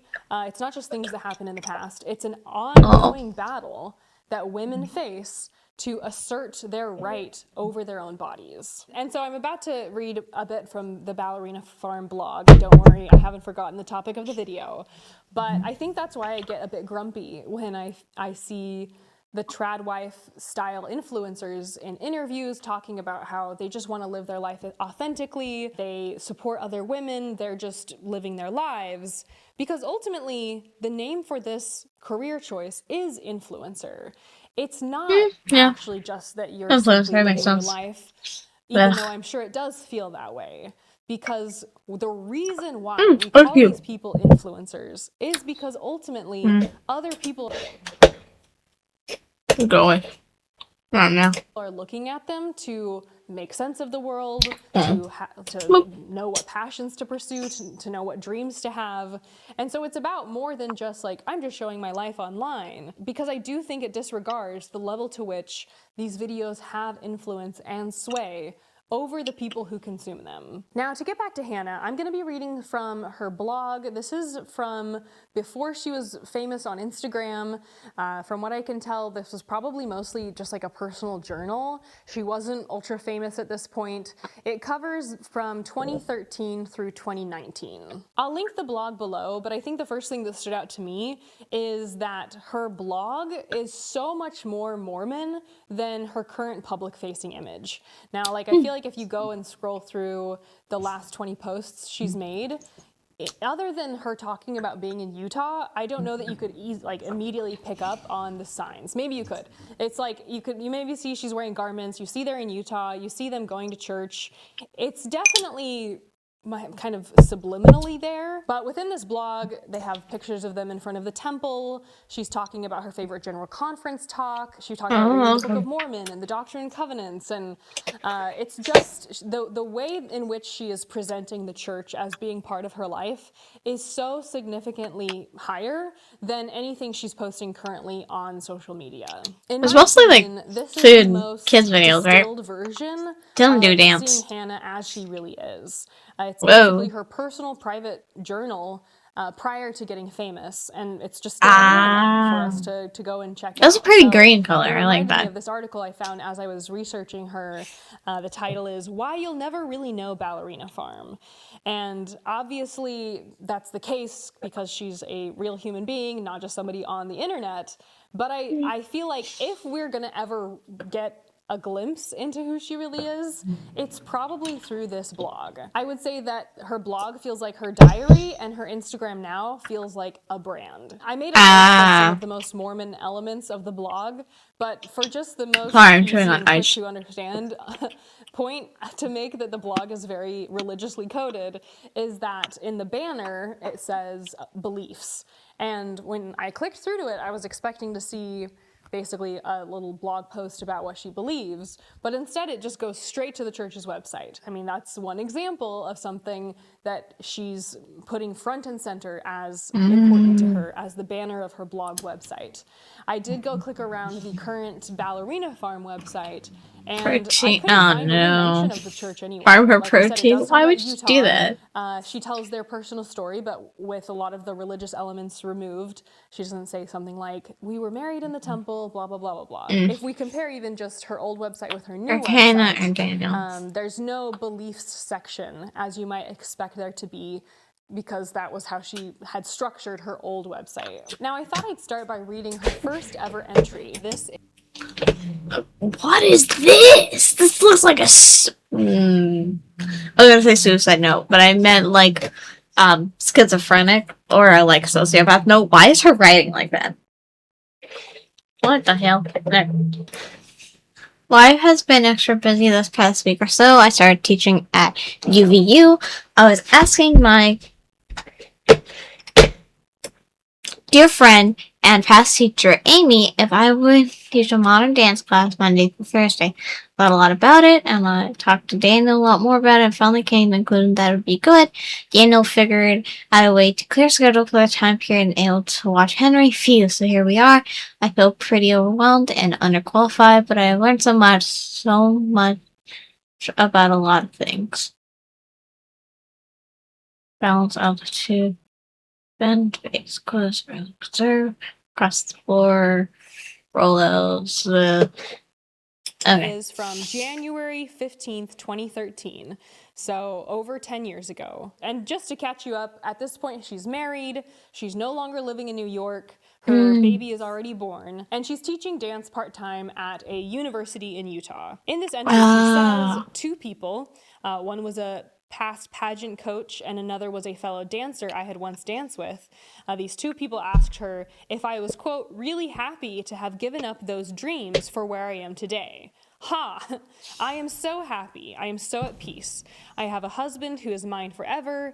Together we have a beautiful baby boy who is full of purity and joy. I get to spend my days with someone who is perfect. It can't really get much better than that. And so here, based on this entry, it seems like even in her life then, people were saying like, are you really happy?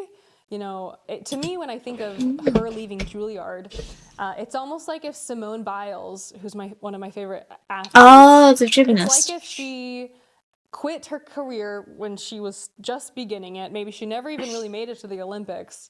And now she does like yoga class once a month as part of like some personal time. It's like if Michael Phelps, rather than going to the Olympics, now Michael just Phelps, like Michael was Phelps. swimming at the YMCA. Oh, he's a just to get swimmer. in a little stretch before going to work. And I think that's Just almost like the say nugget the of what seems to be the subtext of these YMCA. women's questions, because the two people who are asking her this are like a pageant coach, a fellow dancer. They're people who recognize how talented she was, and they're like, are you really happy? And Well, I I'm think it not. just shows the level to which people, even in her life at that point, were kind of like scratching their heads like, wow, you really gave up a lot. I'm just curious how this is all playing out in your psyche. I think it's funny she says, ha, like almost like she's like, what a joke. How, why, like almost like, who would even think I am not happy? Obviously I am. Now, like I said, that post was from January 15th. We get another post from January 18th. So just a few days later, and in my opinion, she sounds less convinced than she did just a few days before. She says, I've been thinking a lot about work and what that word means to me. The talk by Elder Christofferson, like I said, very religious. She has her religion way more front and center in this. Yeah, Taught hair's Elder itchy, but Christofferson is yesterday one of was the 12 wash day, so I don't know apostles. why General my scalp was Conference itchy. is this big It's just Mormon dry. meeting. She says, Ow. the talk that keeps coming to mind is where he stated that all work is divine. I like that. I especially like it on days like today, too. I remember when he gave that talk, I was single and in my junior year of college. It really applied to me at that point in my life because school was hard. I would go to ballet class every day and essentially work on the same things day after day. Yeah. It gave me purpose in schoolwork and dance because that was just it. I was working. She goes on to say, and now that I am a mother, You're going that for your phrase dream. has a whole new light. It takes work to be a mother, to be a wife, and to care for our little house. But as I thought about that phrase, all work is divine, as I was doing dishes this morning, it gave me peace. So what I think is interesting, and if you haven't seen, I have another video where I read my journal. Hey, I hate doing dishes. Dishes is probably one of the worst chores. I rather do laundry than do dishes. From when I was Mormon. And of course, we're going to have to read between the lines here. But I sense we have this comparison, right? She's comparing the work she used to do, which is to be a ballerina, with the work that was her she's doing dream. now, which is to washing dishes. And she's affirming to herself that It's all work so is sad. divine, all work is important, and that God sees all the work that she's doing. She said that phrase, all work is divine, gave her peace as she was washing the dishes. It gave me hope, and it gave me joy right then. Sometimes we need to reinvent ourselves. Sometimes I just need to step back and think about why I am doing the things I am doing. There's purpose in building a home, a family, and a marriage. There is joy, there is laughter. And so like I said, this is me reading between the lines a little bit. This is me interpreting. But if I had to guess, it seems like she's having kind of a hard time accepting this new responsibility and reality that she's finding herself in. She has to assert to herself, there's purpose in being a wife and a mother. This is my divine calling. This is something that is good and worthy and I should be happy about. It seems like she's like in real time asserting to herself that she should be happy about washing dishes just like she was happy about dancing ballet for Juilliard. It's interesting she notes that it takes work to be a mother and to be a wife. In my And then she opinion, goes to being a she wife. is reframing her grief in real time. I'm not saying it's bad to be a wife or a mother. That's what I also want to do on top of my career. But she had to give up everything because if it was me and I married into like a rich family, because she did technically marry into a rich family, the thing would be that what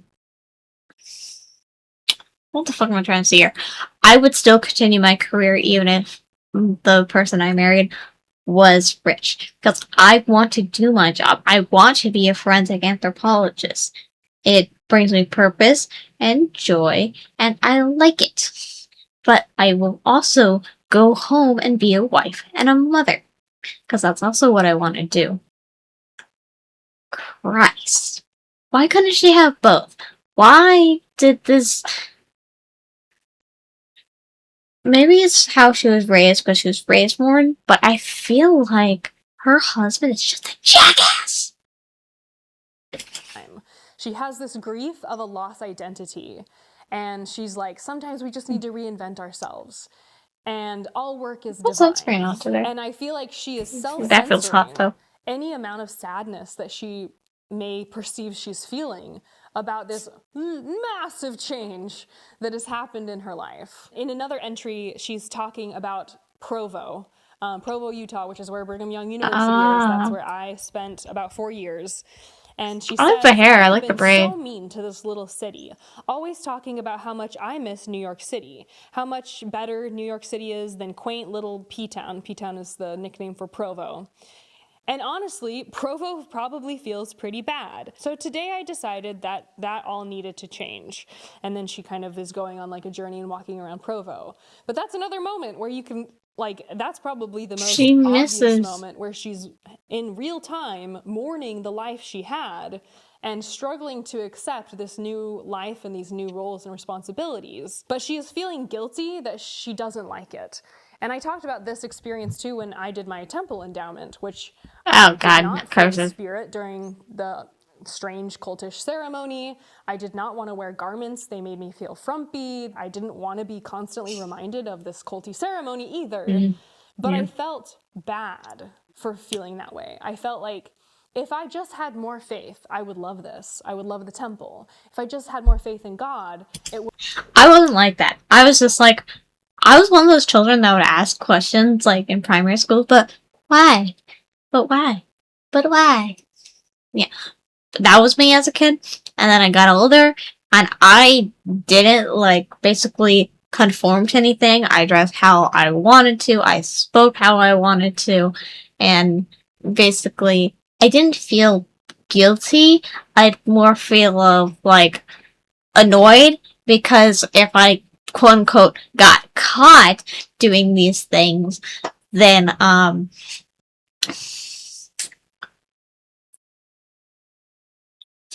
it'd just be like, oh shit, then I have to go see the bishop, and that's gonna get more annoying. Blah, da, da, da, da, da.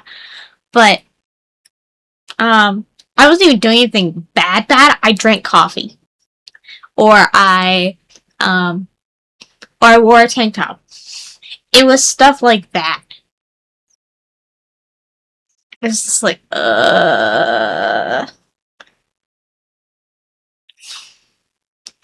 Mormonism is so exhausting. Mentally exhausting. You gotta wake up at 7 a.m. to get to church and then sit there for 2 hours. Then you gotta go to Young Women and sit there for another hour. And then you gotta go home and, but it takes forever. And some people want to talk after, even other classes, which is even more annoying because I just want to go home. Would have been a positive and wonderful spiritual experience if I could just mute the part of my brain telling me I don't like this. And I sense that in her too, as I'm reading through these entries, that she's actively muting the part of her brain that's saying, I miss the old life. I miss my passions. I mean, at Juilliard, she's dancing 6 to 7 hours a day, 6 days a week, from what I could tell online about their dance schedule. And suddenly now she's washing dishes. She used to be walking in the halls of the most prestigious school for dance in the country, in one of the most exciting cities in the country. And now she's a wife in Utah. And I think, like I said, that article, like, why you'll never really need a ballerina farm. I feel like this probably is the closest we'll get to an honest view of how she was feeling during that time, which seems to be quite a struggle between what she was doing, what she was very happy to do, to now like gritting her teeth and accepting and trying to, with all of her might, to love the new life as much as she probably pretty easily loved the old life. And I will say that dance is still an echo, like I would call it an echo in her content. Obviously, Ballerina Farm is named in homage to the fact that she is and was a ballerina dancer. But as I scrolled through the moments in which she is talking about dance, it does feel like an echo of an afterthought. And I feel like that's a part that the internet has picked up on a lot, that in that this article from the Times. I think it was one time, like the actual article said that, I wanted to have my own studio, like it was a shed or something. She wanted to have her own dance studio in the back, but then her husband convinced her to, make it into the schoolhouse for the children. So I guess they're homeschooled. I don't know. Like kind of wistfully says, I was a good ballerina dancer, I was a good dancer. And we often see her dancing at the farm, or dancing while holding a baby on her hip, or sneaking away to dance in the morning before the kids wake up. I think for Hannah, this impossibly brilliant talent basically becomes a pastime or a hobby or a party trick to do a few spins in the kitchen while she's watching the kids. For example, I took this screenshot. This is from 2017. She seems to be in a dance studio of some kind, and the caption at the end says, "Me time, baby." And for me, the idea that a Juilliard ballerina is now squeezing in a little ballet time occasionally, and her biggest passion and talent has now become me time. It's point telling. I wonder if she asks herself, or if she thinks about the fact that if Daniel had the same talent, say that he was an amazing ballroom dancer, I wonder if she thinks about the fact that she would have supported his career and he would be dancing professionally. Yeah. Like, to me, that is like objectively true. If he was the one with the talent and she was in the supporting role, his career would have been followed. Here's another one. It says, "Today before the sun and babies were awake." So she's squeezing the time in. She's like, all right, when can I fit in a little me time to do this thing that I love? Here's another one. It's on Instagram. Here she seems to be saying that her tripod made it so that she was dancing a little bit out of frame. And she says, "You think this mother of 4 under 5 years old has the time and energy for retakes?" In most of the pictures, like in the pictures of Daniel standing with his pigs, she's documenting his journey. Whereas when she needs her own talents documented, it seems like much of the time she was just relying on a tripod. And so for me, as I read through the blog and also went through her old Instagram posts, it does read as his goal and his dream, which is owning the farm, which I'm going to explain more about in a bit, how they got to the farm part, that took precedence over her dream as a ballerina. Another interesting element, because he matters, she doesn't matter. Freaking Mormonism. Show some of the wealth of the Nealman family. This is one of the posts. It says, "Every year the Nealman family takes a Christmas trip with all 9 kids and their spouses and grandkids. It's quite the trip." Damn. And they go to the Dominican Republic, and it seems like the Nealman family flies out all of that huge troop of kids. I don't know the exact cost, but the idea of flying out 9 kids plus the 2 parents plus all of their grandkids that has to be prohibitively expensive, along with renting a lodging that's big enough to accommodate all of them.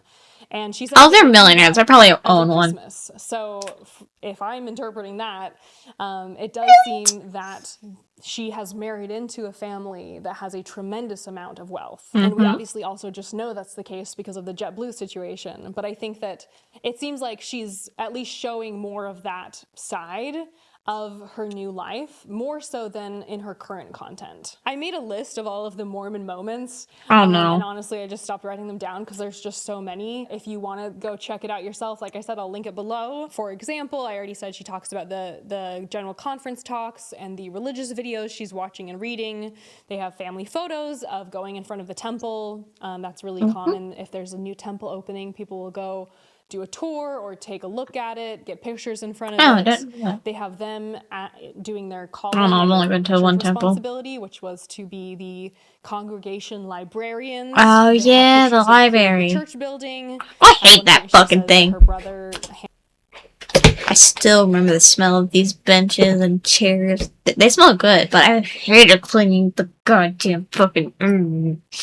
I hated cleaning the church. I think I was always in charge of the windows or something. That's what I remember. Hannah's brother is on a mission. They go to BYU athletic games. They have Fast Sunday. She talks about the baby blessing. She talks about reading the baby blessing, with the kids, specifically the Book of Mormon and the Doctrine and Covenants. She talks about her Relief Society president and how they gave a speech in church or a talk on the topic of cheerfulness. That's like a quick list of things that I wrote down, but it's really every post. There's so many elements that are just showing she's a very devout member of the church, but also just very culturally Mormon. I think another interesting part of the blog is that she did include a lot of pictures, and she's just wearing basically pretty normal Provo girl outfits. We're not seeing the current fashion that she has on her Instagram coming through with the prairie dresses and the milkmaid dresses and things like that. She's just wearing like t-shirts and jeans. And it is interesting to just see just how young she looks. Her entire aura, I feel like, has she looks 17. Formed from what's on the blog to what's on Instagram. I do think to some extent this adds to the cosplay criticism because it doesn't, like, she doesn't, I mean, I grew up in Kentucky, I lived in Texas, I interacted with a lot of 4-H kids. The 4-H kids are usually the ones who come from farming families. They show up with dirty jeans, they have work boots, they participate in 4-H, they raise cows. Those elements are obviously not present in her early marriage. Wait, what is 4-H?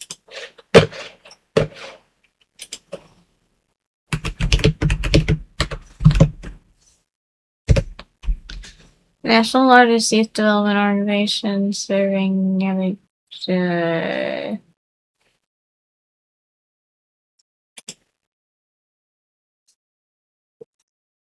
Okay, what if I put 1 minute or minute? 1 minute.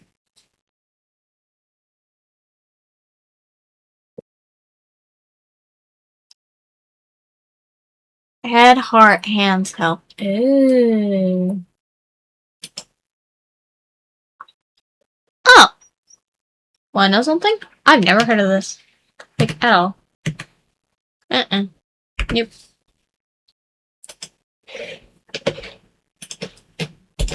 It's probably specifically because they didn't have land. They were in what looks like BYU housing to some extent.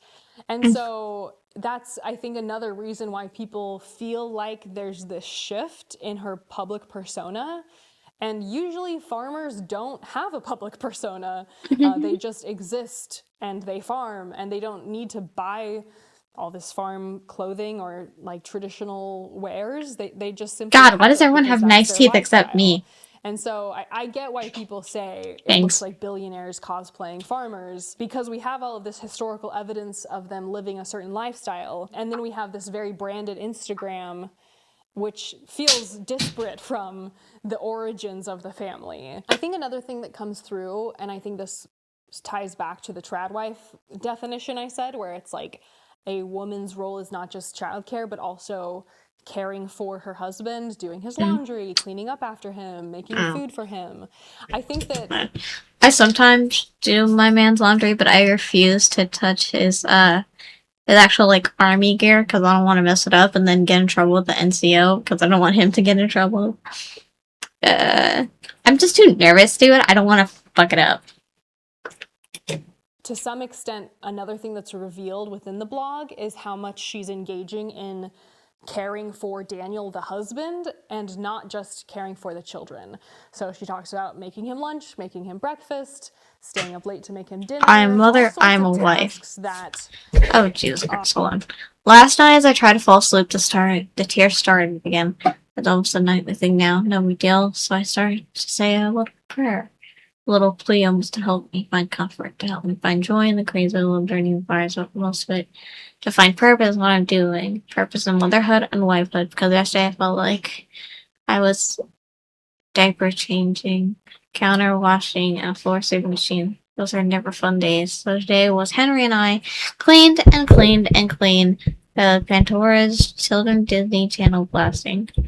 I was overwhelmed with gratitude for every part of my little life right now. I'm a mother, I'm a wife, I'm honored to have these titles, and I'm honored that the Lord would trust me with this purest, happiest, most beautiful, strong spirit to watch grow and to teach to love. Daniel is too good to me, really.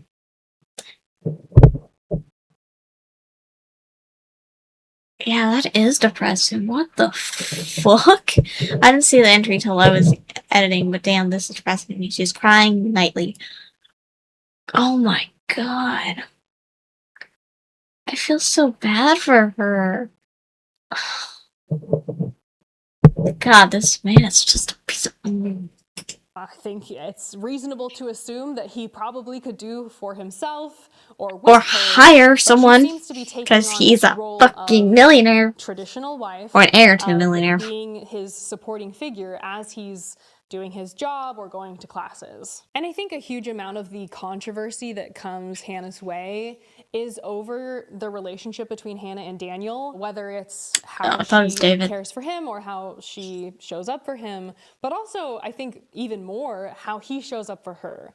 So the egg apron is an example. Oh my god. Wondering, what is the egg apron? Because it sounds like the most strange the TikTok together possible. Essentially, in this video, it's Hannah's birthday, and she's opening a package, and she looks off camera at someone else, and she basically says, "I hope it's tickets to Greece." It's her birthday, Ukraine, and she's like, oh, "Okay, it's time to open my present." So she's going through opening the present, and when she mentions several times, like, "Oh, Greece, I hope it's Greece." And when she gets the box open, she discovers that it is an egg apron. So it's a special apron that is designed to be able to hold individual eggs.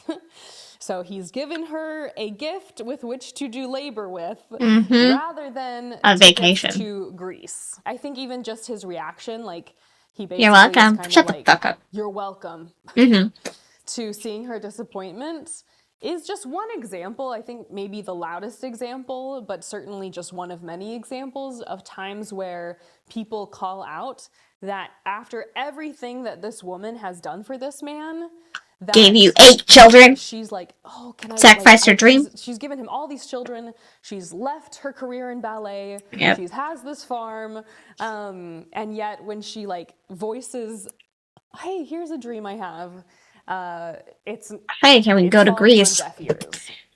Can we go to Greece? My literal father-in-law is the owner of JetBlue. Can we go to Greece?" And there should be yes. Another is this post. I saw this while I was scrolling through Reddit. They have a ballerina farm snark page. This is basically what they did for her birthday. It's a snark page. It says, "Back at the ranch," this is the caption, "to celebrate Hannah's birthday, we made tuna sandwiches and went up the canyon." And when it comes to celebrating the woman... Oh no. Notice Hannah's the one making her own birthday sandwiches. Dude, this is so sad. I don't really celebrate my birthday all that much. What the fuck did I do last year? Did I do anything last year? Oh wait, yes, I got myself a cake. Yeah. And I ate some cake. And I got a cardigan for my birthday present. But yeah, we didn't really do any like fun activity. And I don't really like tuna. Also, I'm allergic to fish, so I can't eat this. I can't eat gluten or fish, so no thank you. And then went up the canyon. 10 tuna sandwiches for the birthday celebration. Okay. 10 tuna sandwiches for the birthday celebration. So much for the 15,000 wasted on the pedophile culinary school. What does that even mean? Who has popped out 8 of your kids for the birthday celebration to be tuna sandwiches and going up. Oh, r/Bellingham Farm Snarks. This is basically a subreddit to judge it. Okay. I'll look at that later. It doesn't feel like he's like pulling out all the stops per se, especially considering, you know, I'm not saying that someone making you a tuna sandwich isn't a nice gesture, but when you're That's this for your wealthy, I feel birthday. like there are other ways in which you can celebrate. Bro, get her a bag. I'm not even a really material person, but get her a fucking bag, or I don't know, that trip to Greece. Oh my god. 8 children. 8 children. 1 epidural. I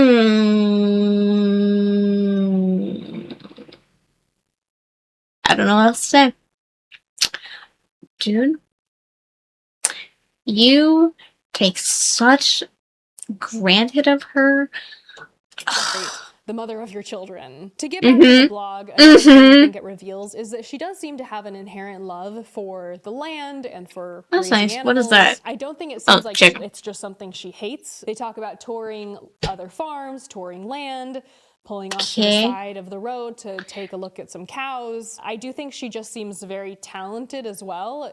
I'm sure she would have done well at any number of different activities or like hobbies or pursuits that they might have had.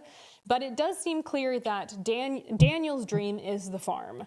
And Hannah gets on board with that dream, but doesn't seem to be the one that's driving the dream. To read from a caption, this is from a post made in 2020.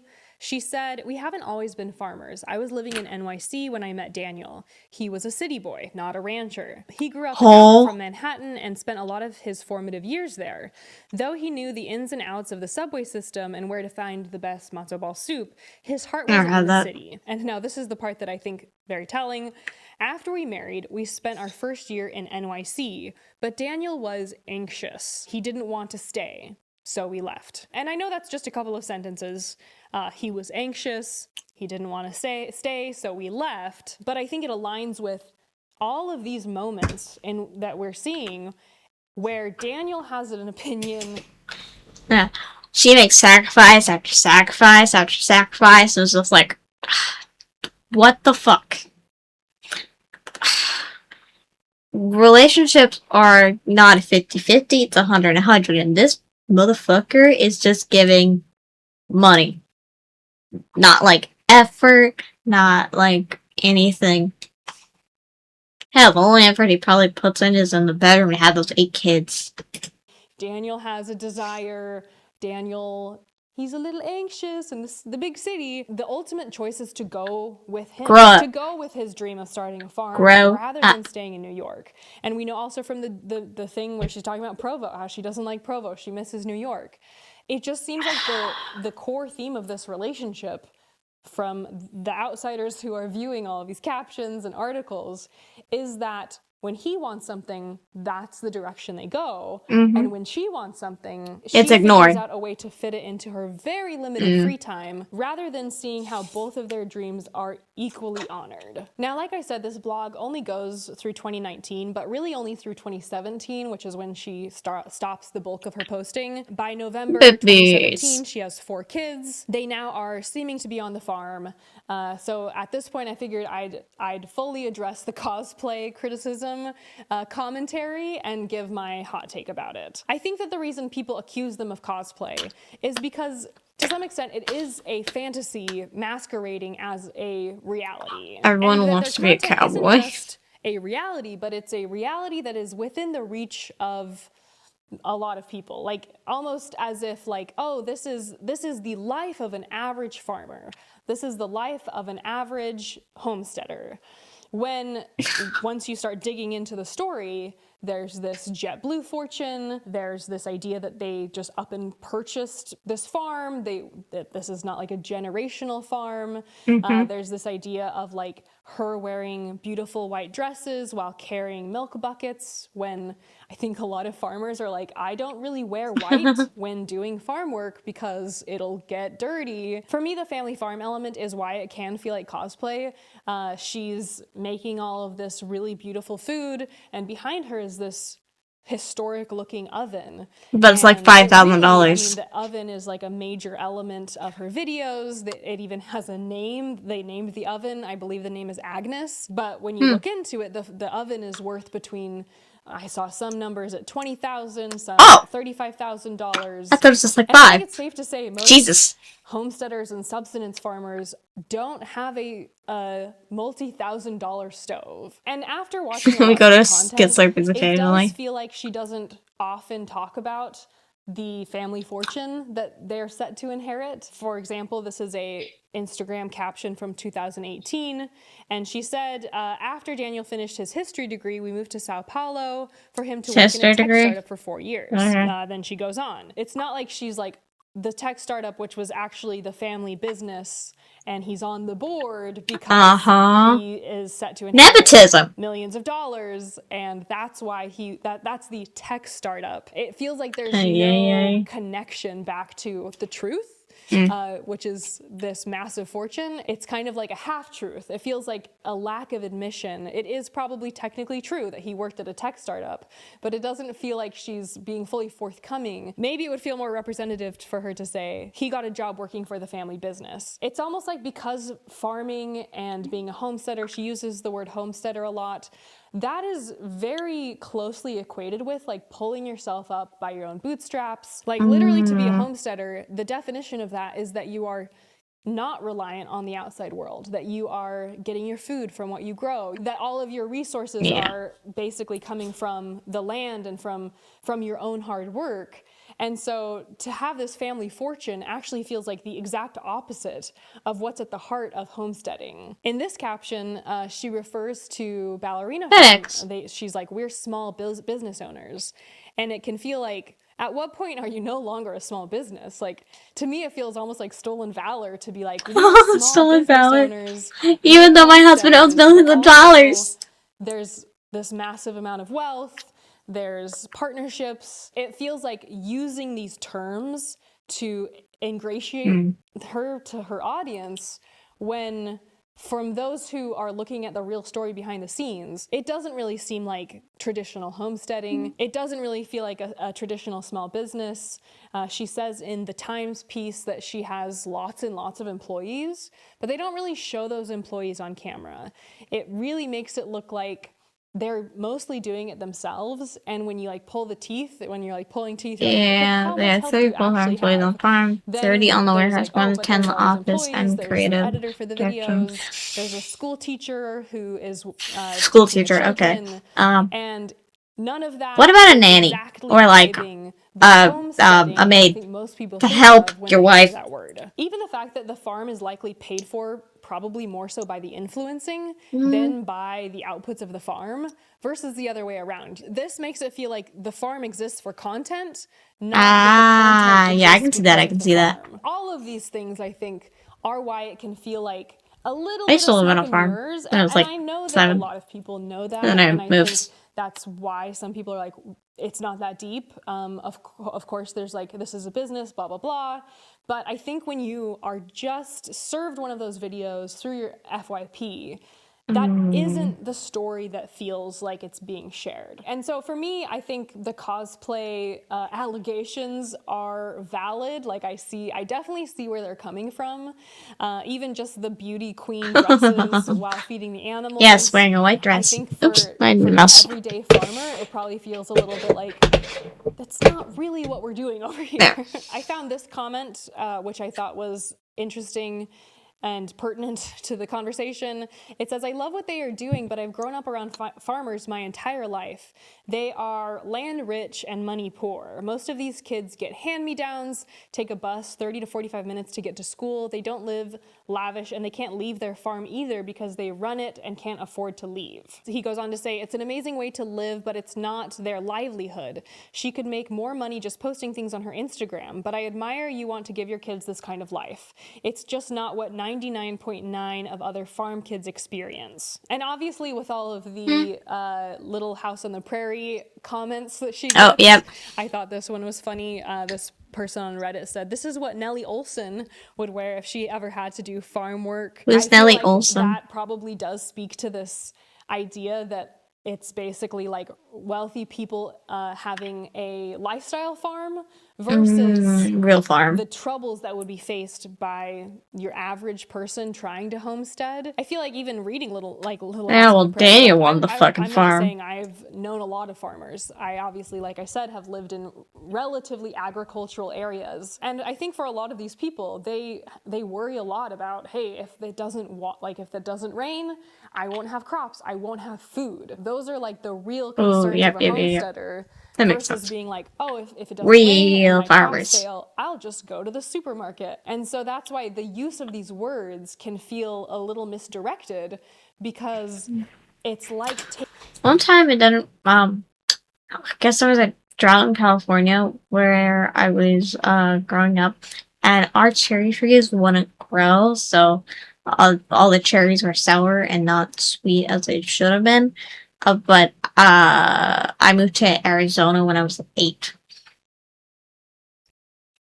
taking all of the awesome things that come from claiming homesteading, like I'm self-reliant, I grow my own things, I'm organic, blah, blah, blah. It's like taking all of the good that comes from being able to claim that word, but not having to deal with a lot of the stress that comes from having a farm traditionally or homesteading. I also found this comment funny. This is from, I guess, when they first were doing their farming.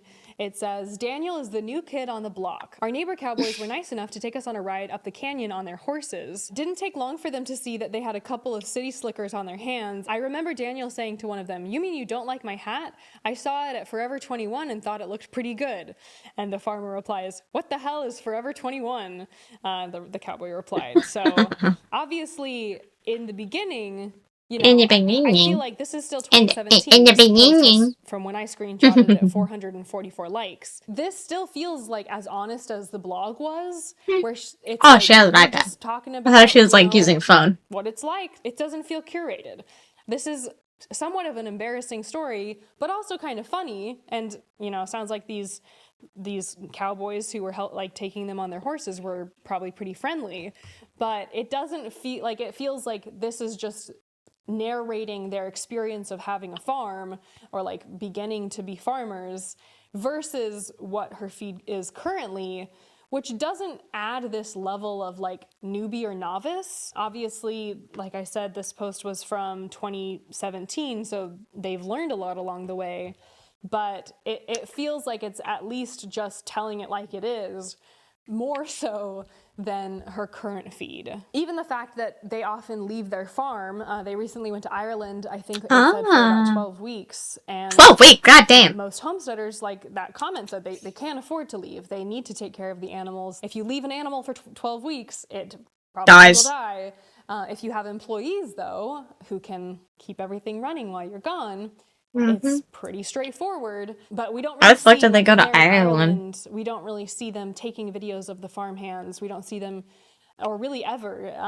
And so there's this level of like, deceit. A lot of people have said, does she have childcare? Does she have a nanny? No. Oh, but I do have a school teacher. Is that not just a nanny who teaches?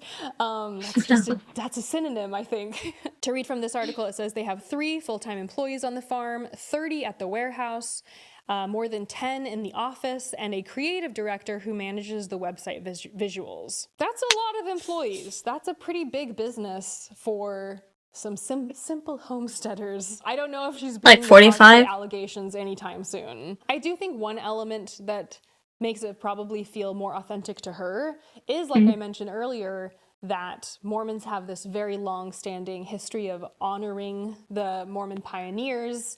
There's Pioneer Day. She grew up with that. So she grew up in Utah. So she grew up every year, and during Pioneer Day, the girls wear bonnets. There's also Trek, which I didn't participate in because we were moving. I fucking hated that shit. All the youth dress up like young pioneers, and they push hand carts. And so to her, probably to some extent, the reason this feels like second nature is because Mormon kids grow up with this narrative around how amazing the pioneers were, and they grow up celebrating Pioneer Day and talking about Brigham Young heading west, and wow, all of our pioneer ancestors were so brave and they did anything for faith. So to some extent, her Little House on the Prairie vibes do probably oh my god, what's the word called? Where it's like, Manifest Destiny, that's what it's called. From her ancestry and from growing up hearing stories about how amazing the Mormon pioneers were. Even just the structure of her early Instagram really reveals a lot about the way the family's priorities are being laid out. I'll put a screenshot off to the side here. Kids, pigs, what dance, kids, just by glancing at the page, kids. Where the priorities are. Because for every one post there is about dance, there's 9 posts about farm life. And it makes it so clear, like, just even when you take a quick glimpse, how her dreams have become minimized to me time or mommy's little hobby, rather than being the entire goal of the family to support this one particular dream. Here's a quote from the Times piece that speaks to this. It says, Daniel wanted to live in the great western wilds, so they did. He wanted to farm, so they do. He likes date nights once a week, so they go. They have a babysitter on those evenings. He didn't want nannies in the house, so there aren't any. The only space earmarked to be Neilman's own. Him. What about hers? She wanted to convert into a ballet studio, ended up becoming the kids' schoolroom. Yeah, that's what I was saying earlier. Listening to all of this explanation about Hannah and how people feel that she's trapped. If I had to name what trapped her, I would say honestly that it's her Mormon ideology. It is the doctrine of be a faithful wife and mother, and Daniel is just to strengthen your home and that family. Happened to fit into place when the game board got set up. If it wasn't, like, for me, it's not that Daniel is some sort of, like, exceptionally strange and cruel and odd monster. It's not that Daniel is, like, she's weird, so much more controlling than any other man. It's that he is just an archetypal Mormon man. He's acting out the role of being a man that he's been taught to act out, that he gets to decide. He has dominion over the family. He is the patriarch. He is the leader. And the reason that Hannah's life has played out in this way isn't because of Daniel per se. He's just a game piece. Just like she is also just a game piece in the doctrine of Mormonism. It's like that quote that I used to have told to me all the time, which is that any righteous woman and any righteous Mormon man can get together, can get married, and they can make it work.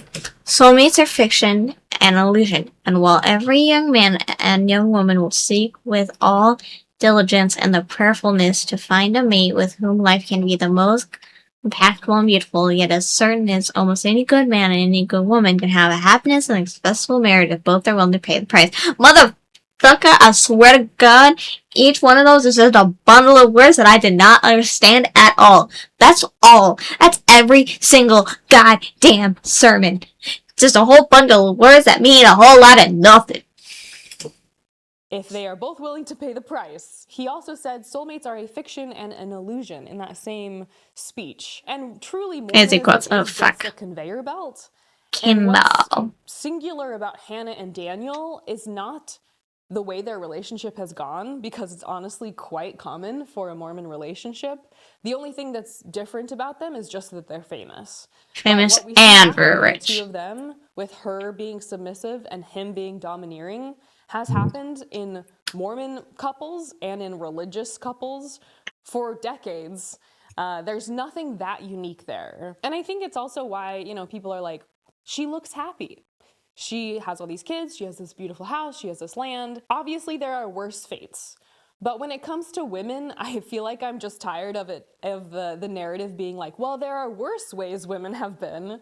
It's like we are equating ourselves down to the lowest common denominator rather than asking ourselves what should be the ideal. And I think my frustration surrounding this idea that feminism is women supporting women is that simply women I'll support aren't always making the best bitches. decisions for Some women are themselves, just for their suck. daughters, Some for women their are communities, abusive. for Some women are abusive. Some women kill other people. Are murderers. Are rapists. Like.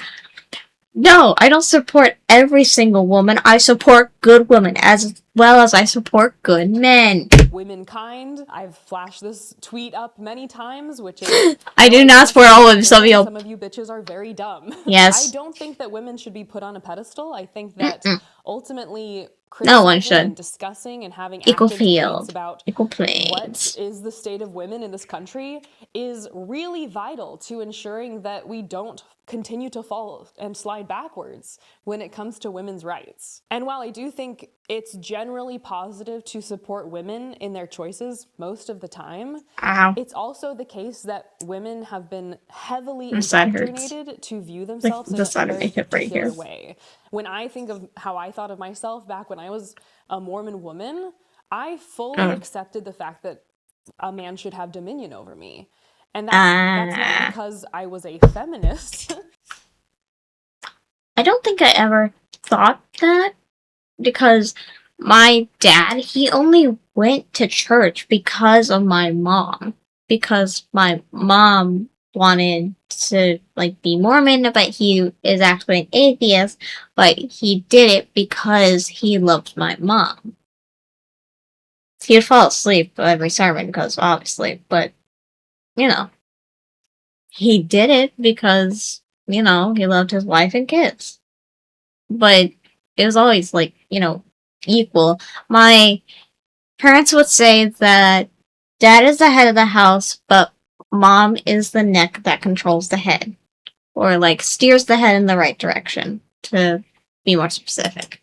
That was because that was what I was taught as the only right way to view myself, as the only righteous way to view myself. In the case of Hannah, she's been heavily indoctrinated to make very specific life choices, to believe that her number one role in this world should be wife and mother. And so I think it's rather wrong-headed to look at that level of pressure and indoctrination and to be able to just wash our hands of it and say, well, that's a woman's choice and we should support her regardless of what she's doing. I think instead it's very worthwhile to say, hey, there are obviously pressures that women face. There's ways we're taught to be from very young ages. And to act on that doesn't necessarily mean it comes from a place of total autonomy. We are not born in a vacuum. We are born with tremendous pressures placed on us to be certain ways and to become certain things. And so, yes, those types of pressures definitely deserve some scrutiny. And to act on those pressures, it doesn't mean you're acting purely out of, in a vacuum of best choices. Utah's get married at the youngest age as study says. Yeah, that's true. Many, many years. And also, Utah is the hometown of Mormonism. And so when we and then Arizona is right under it, so they'll fucking migrate here. I guess Also, there's Californians. just something different in the water out there in Utah. I guess people just really like getting married in Utah. It's a vacuum. There's literally no reason why this statistic exists. No, that's very illogical to me. Obviously, social pressures push people to make very specific life. No, it's also because you're not allowed to masturbate. Not at all. You cannot masturbate and you cannot have sex until you are married. Bro, people are so pent up. They get married, have sex, and they have a kid a few months later. Damn. People are just horny. Decisions. And to call those decisions feminist or just to say carte blanche, you get my full support, even though you've faced massive amounts of pressure to make that one very particular life decision, I'm just not buying it. I think where this gets tricky though is that for these individuals, if you go and say, hey, I think you're trapped or I think you're indoctrinated, of course they're going to say, no, I'm not. I'm living just exactly how I want to be living. And ultimately, that's why I think for me, my biggest focus in making my videos is always centered around education and saying, here's information. I'm an ex-Mormon. Here's information I wish I had. Yeah. And sure, a lot of people see that information and they say, oh, I don't care. I don't want to hear that. But there's also a lot of people who have their mind. God, I remember how I used to hate you, little Mormon fanatic. I know now that it was because I strictly agree with everything you said, and that I hated myself for that religiously. Or that religiously scrutiny is not fun. Thanks for spreading awareness and truth with your content. I really appreciate you. I've had people say they chose not to go on a mission because of some of the information I've shared in these videos. And so my brother, my older brother, the oldest brother, because I have two. I have the oldest one, middle, and then I'm the youngest. Only the oldest one went on a mission, and he went to Vanuatu, and that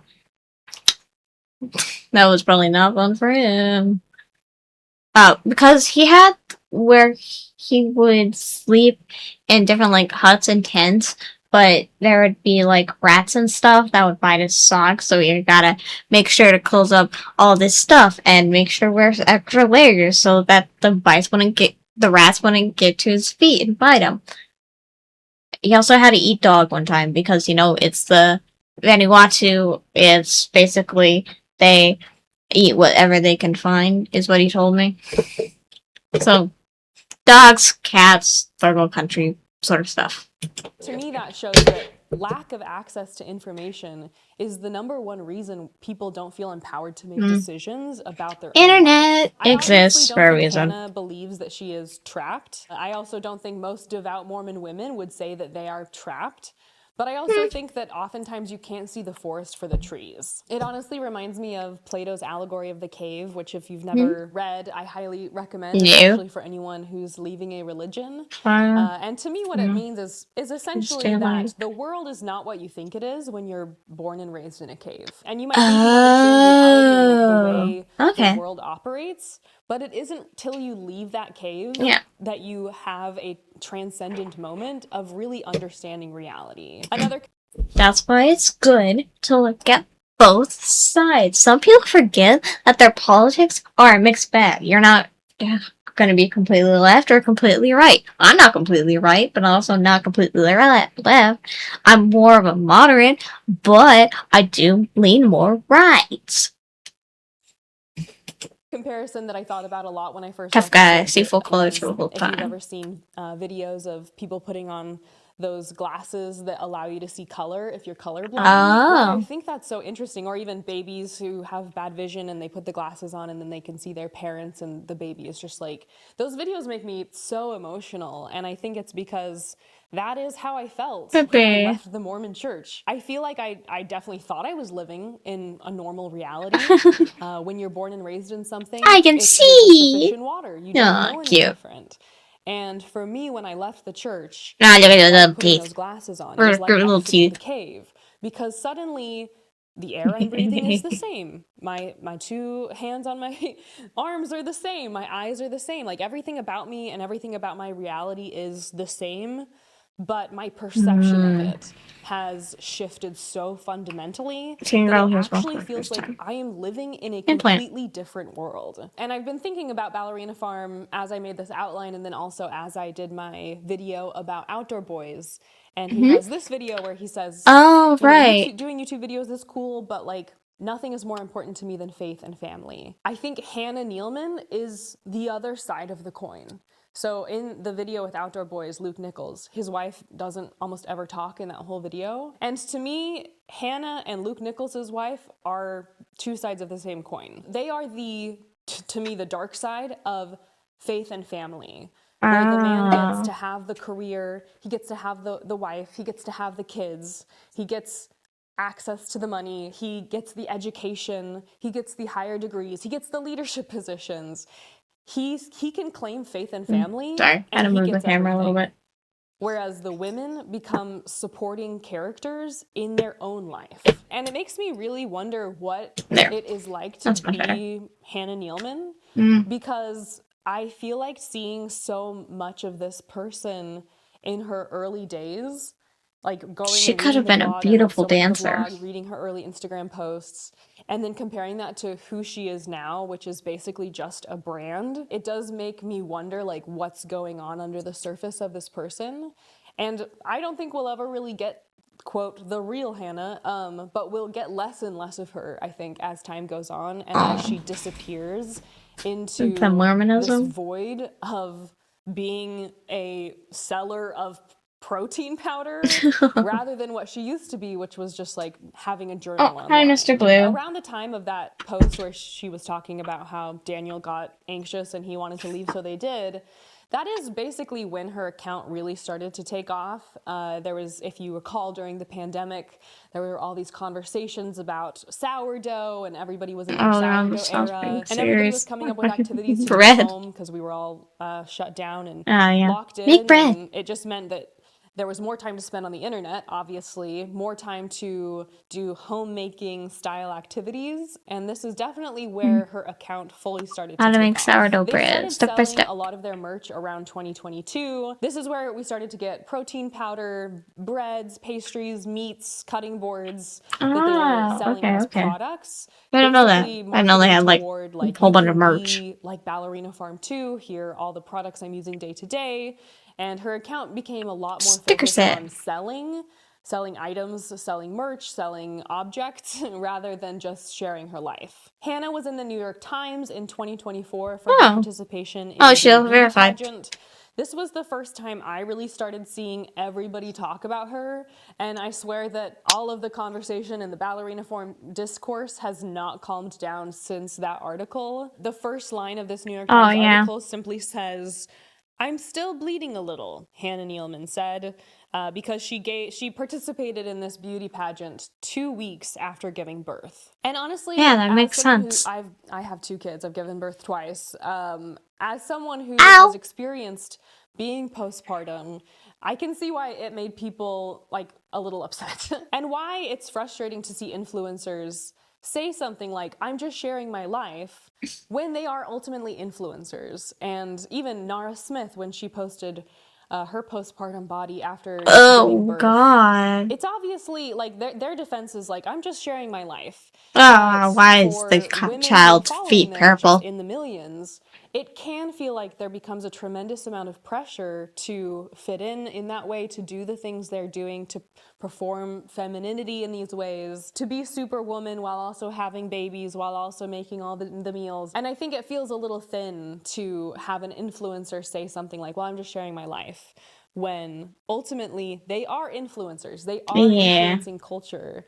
And I don't think I'm an influencer. I just like having fun. That a lot of people are impacted by. And honestly, there are just already entertainer, content creator, stuff like that.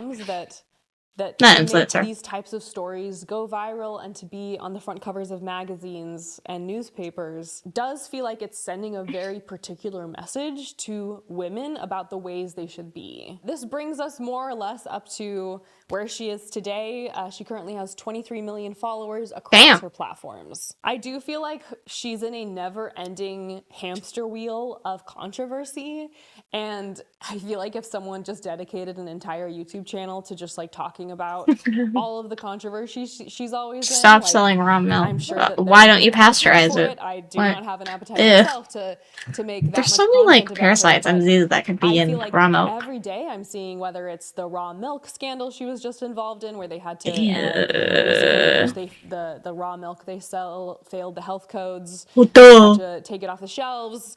There was the egg apron that Daniel gave her that she wanted tickets to Greece. There was the Queen of the TradWives article.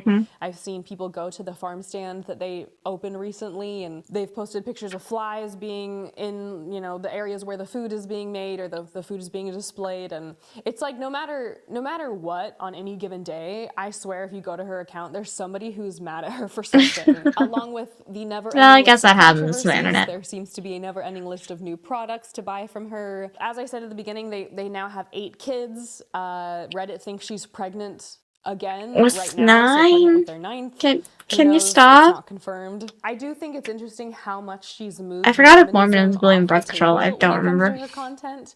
That was another thing highlighted by the Times article, which is that in the in-person interview and in the material, like they said that the kids have a homeschooling curriculum that's Mormon adjacent. And I think that it is interesting because so many people accuse her of selling Mormonism or pushing Mormonism, when in reality, I actually think when you compare her current amount of talking about the Mormon church to how much she talked about it when it was more like her private journal, the difference is very stark. She recently went to a temple wedding, but she didn't prominently photograph the temple, for example.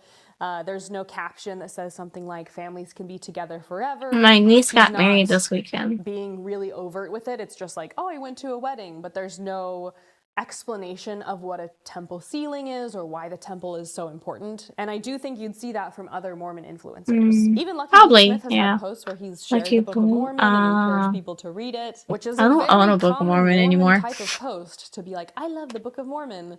But we don't see her using her platform for that. And she definitely could if she wanted to. I've actually talked to a lot of reporters over the last couple years of making content, and I feel like Hannah inevitably comes up because that's, for a lot of them, their access point to this world of Mormon influencers.